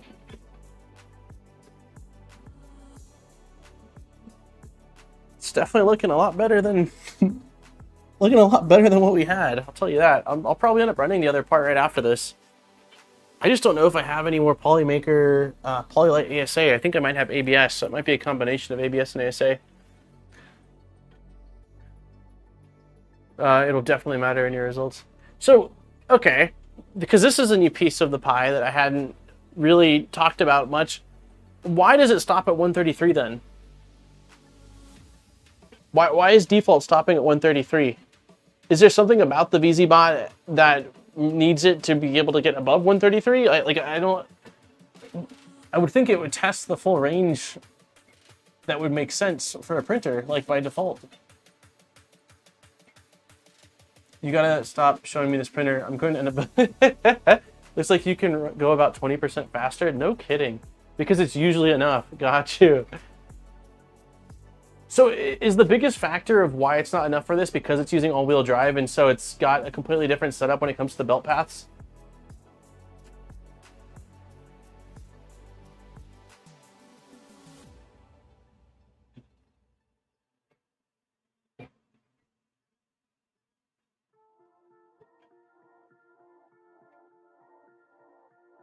Well, I'm glad we pulled this machine out then again on stream, because I don't know if I would have discovered that on my own.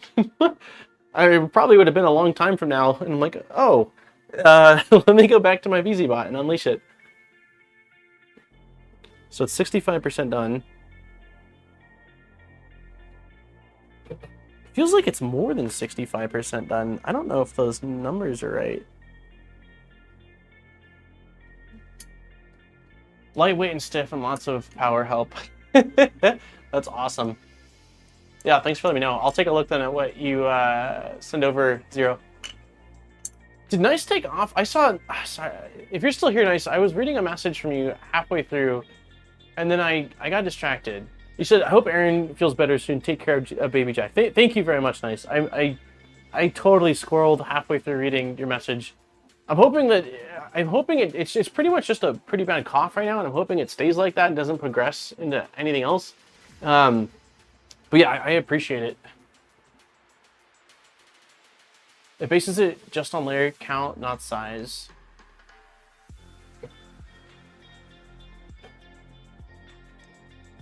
X-axis is so light on X, the peak frequency is quite high. Also, the first peak of the printer will create an after image at double the frequency. All-wheel drive, all CNC parts being lightweight, make it able to reach higher frequencies. That's awesome. Are you here, Steve? Did you know that? Did you run yours at higher than the 133 defaults? I know Steve sent me his graphs because he ran input shaping on his at least a few days before mine, and he had really nice peaks on both of his. So I wonder if he ran his with higher frequencies. Hey, G Funny's in the house. Hey man, thanks for the gifted membership. Dutch, you got it. Wow, so it completed that at 71%. It was only at 71%. That completed way quicker than the 30-something minutes it said it was going to complete in. Okay, top layer. Top layer I have mixed feelings about. Well, let's take a look at it right now. I'm here. I was told to run it at 175. I haven't done it. Okay, gotcha. So you ran the defaults as me as well. We were told in our chat thread. Oh, damn it. So the top layer is the main thing I think I might need to adjust. Man, that is hot. That is hot. Yeah, it's done, Mitch. It completed. It lied. The slicer lied by a lot. The slicer said 30-something minutes, and I would say it completed in under 20. It says 20. It says in total it was 23 minutes, including like the initial calibration. Aaron is still home. Probably need to print a swatch check. Oh gosh. Yeah, I think the top needs some work. I will show you guys right now as soon as I can get it to free from this. There we go. Top looks like over extruded and then partially under extruded. There we go. Watch. So it looks over extruded on this side, right? Like quite a bit over extruded.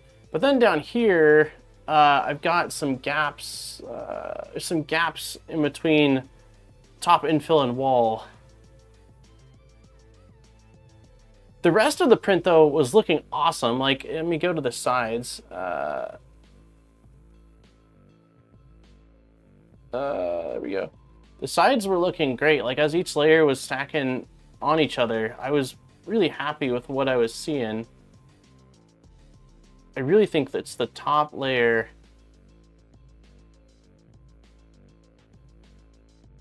Oh yeah, definitely got some more tuning to do. Yeah, the top layer definitely needs some work. I did run a bunch of flow tests, and so I am confident though that the flow for the majority of the part is correct. I've just got to figure out the final aspect of it. And also I removed this hot, so I took off some of the like coating on the bed, but the first layers like are looking gorgeous. They're really nice and consistent. And there is none like on the part that came with the kit that had that sort of really bad elephant's foot. There's none of that on this. So I feel like I got first layers pretty dialed in.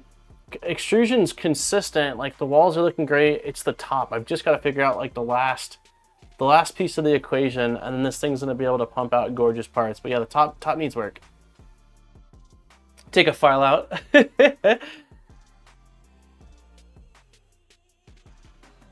No bulging. Yeah, definitely over extruded. Calibration is made for 0.4, not 0.6. Yeah, I think I mean, let's look at what we had. Mine is more over extruded than theirs on the top, but I think again a part of it comes down to the beefy 0.6 layer. Theirs is this one that has the heat inserts in it. But if you look at like the bottom of the part, looks way better on the one I just printed than on the one that they sent. All that bulging from the nozzle being too close to the bed. There's a flow metric for top layer, is there not? I know that I played around with you can do single wall. I know you can use single wall top layer, which gives your infill more room, but I can't remember. Do you have max feed rates? Square root and the slice rate will make the estimate time more accurate. Maybe I probably don't. Let's see, top surface, line width, seam, precision, compensation, wall generator. Okay, flow ratio. Wait, what? Why is there a flow ratio here?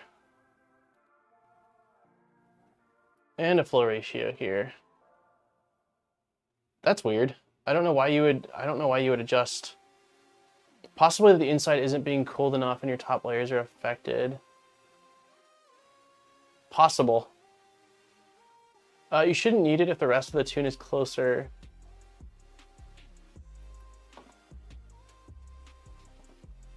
Detect on, make it reverse mesh perimeters, avoid crossing.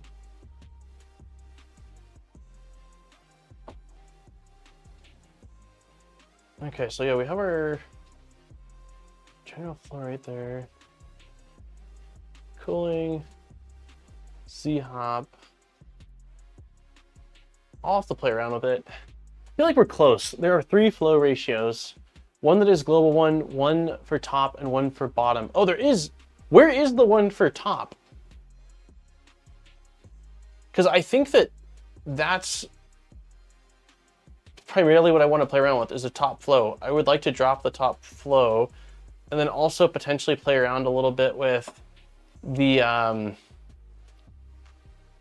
oh, where is it?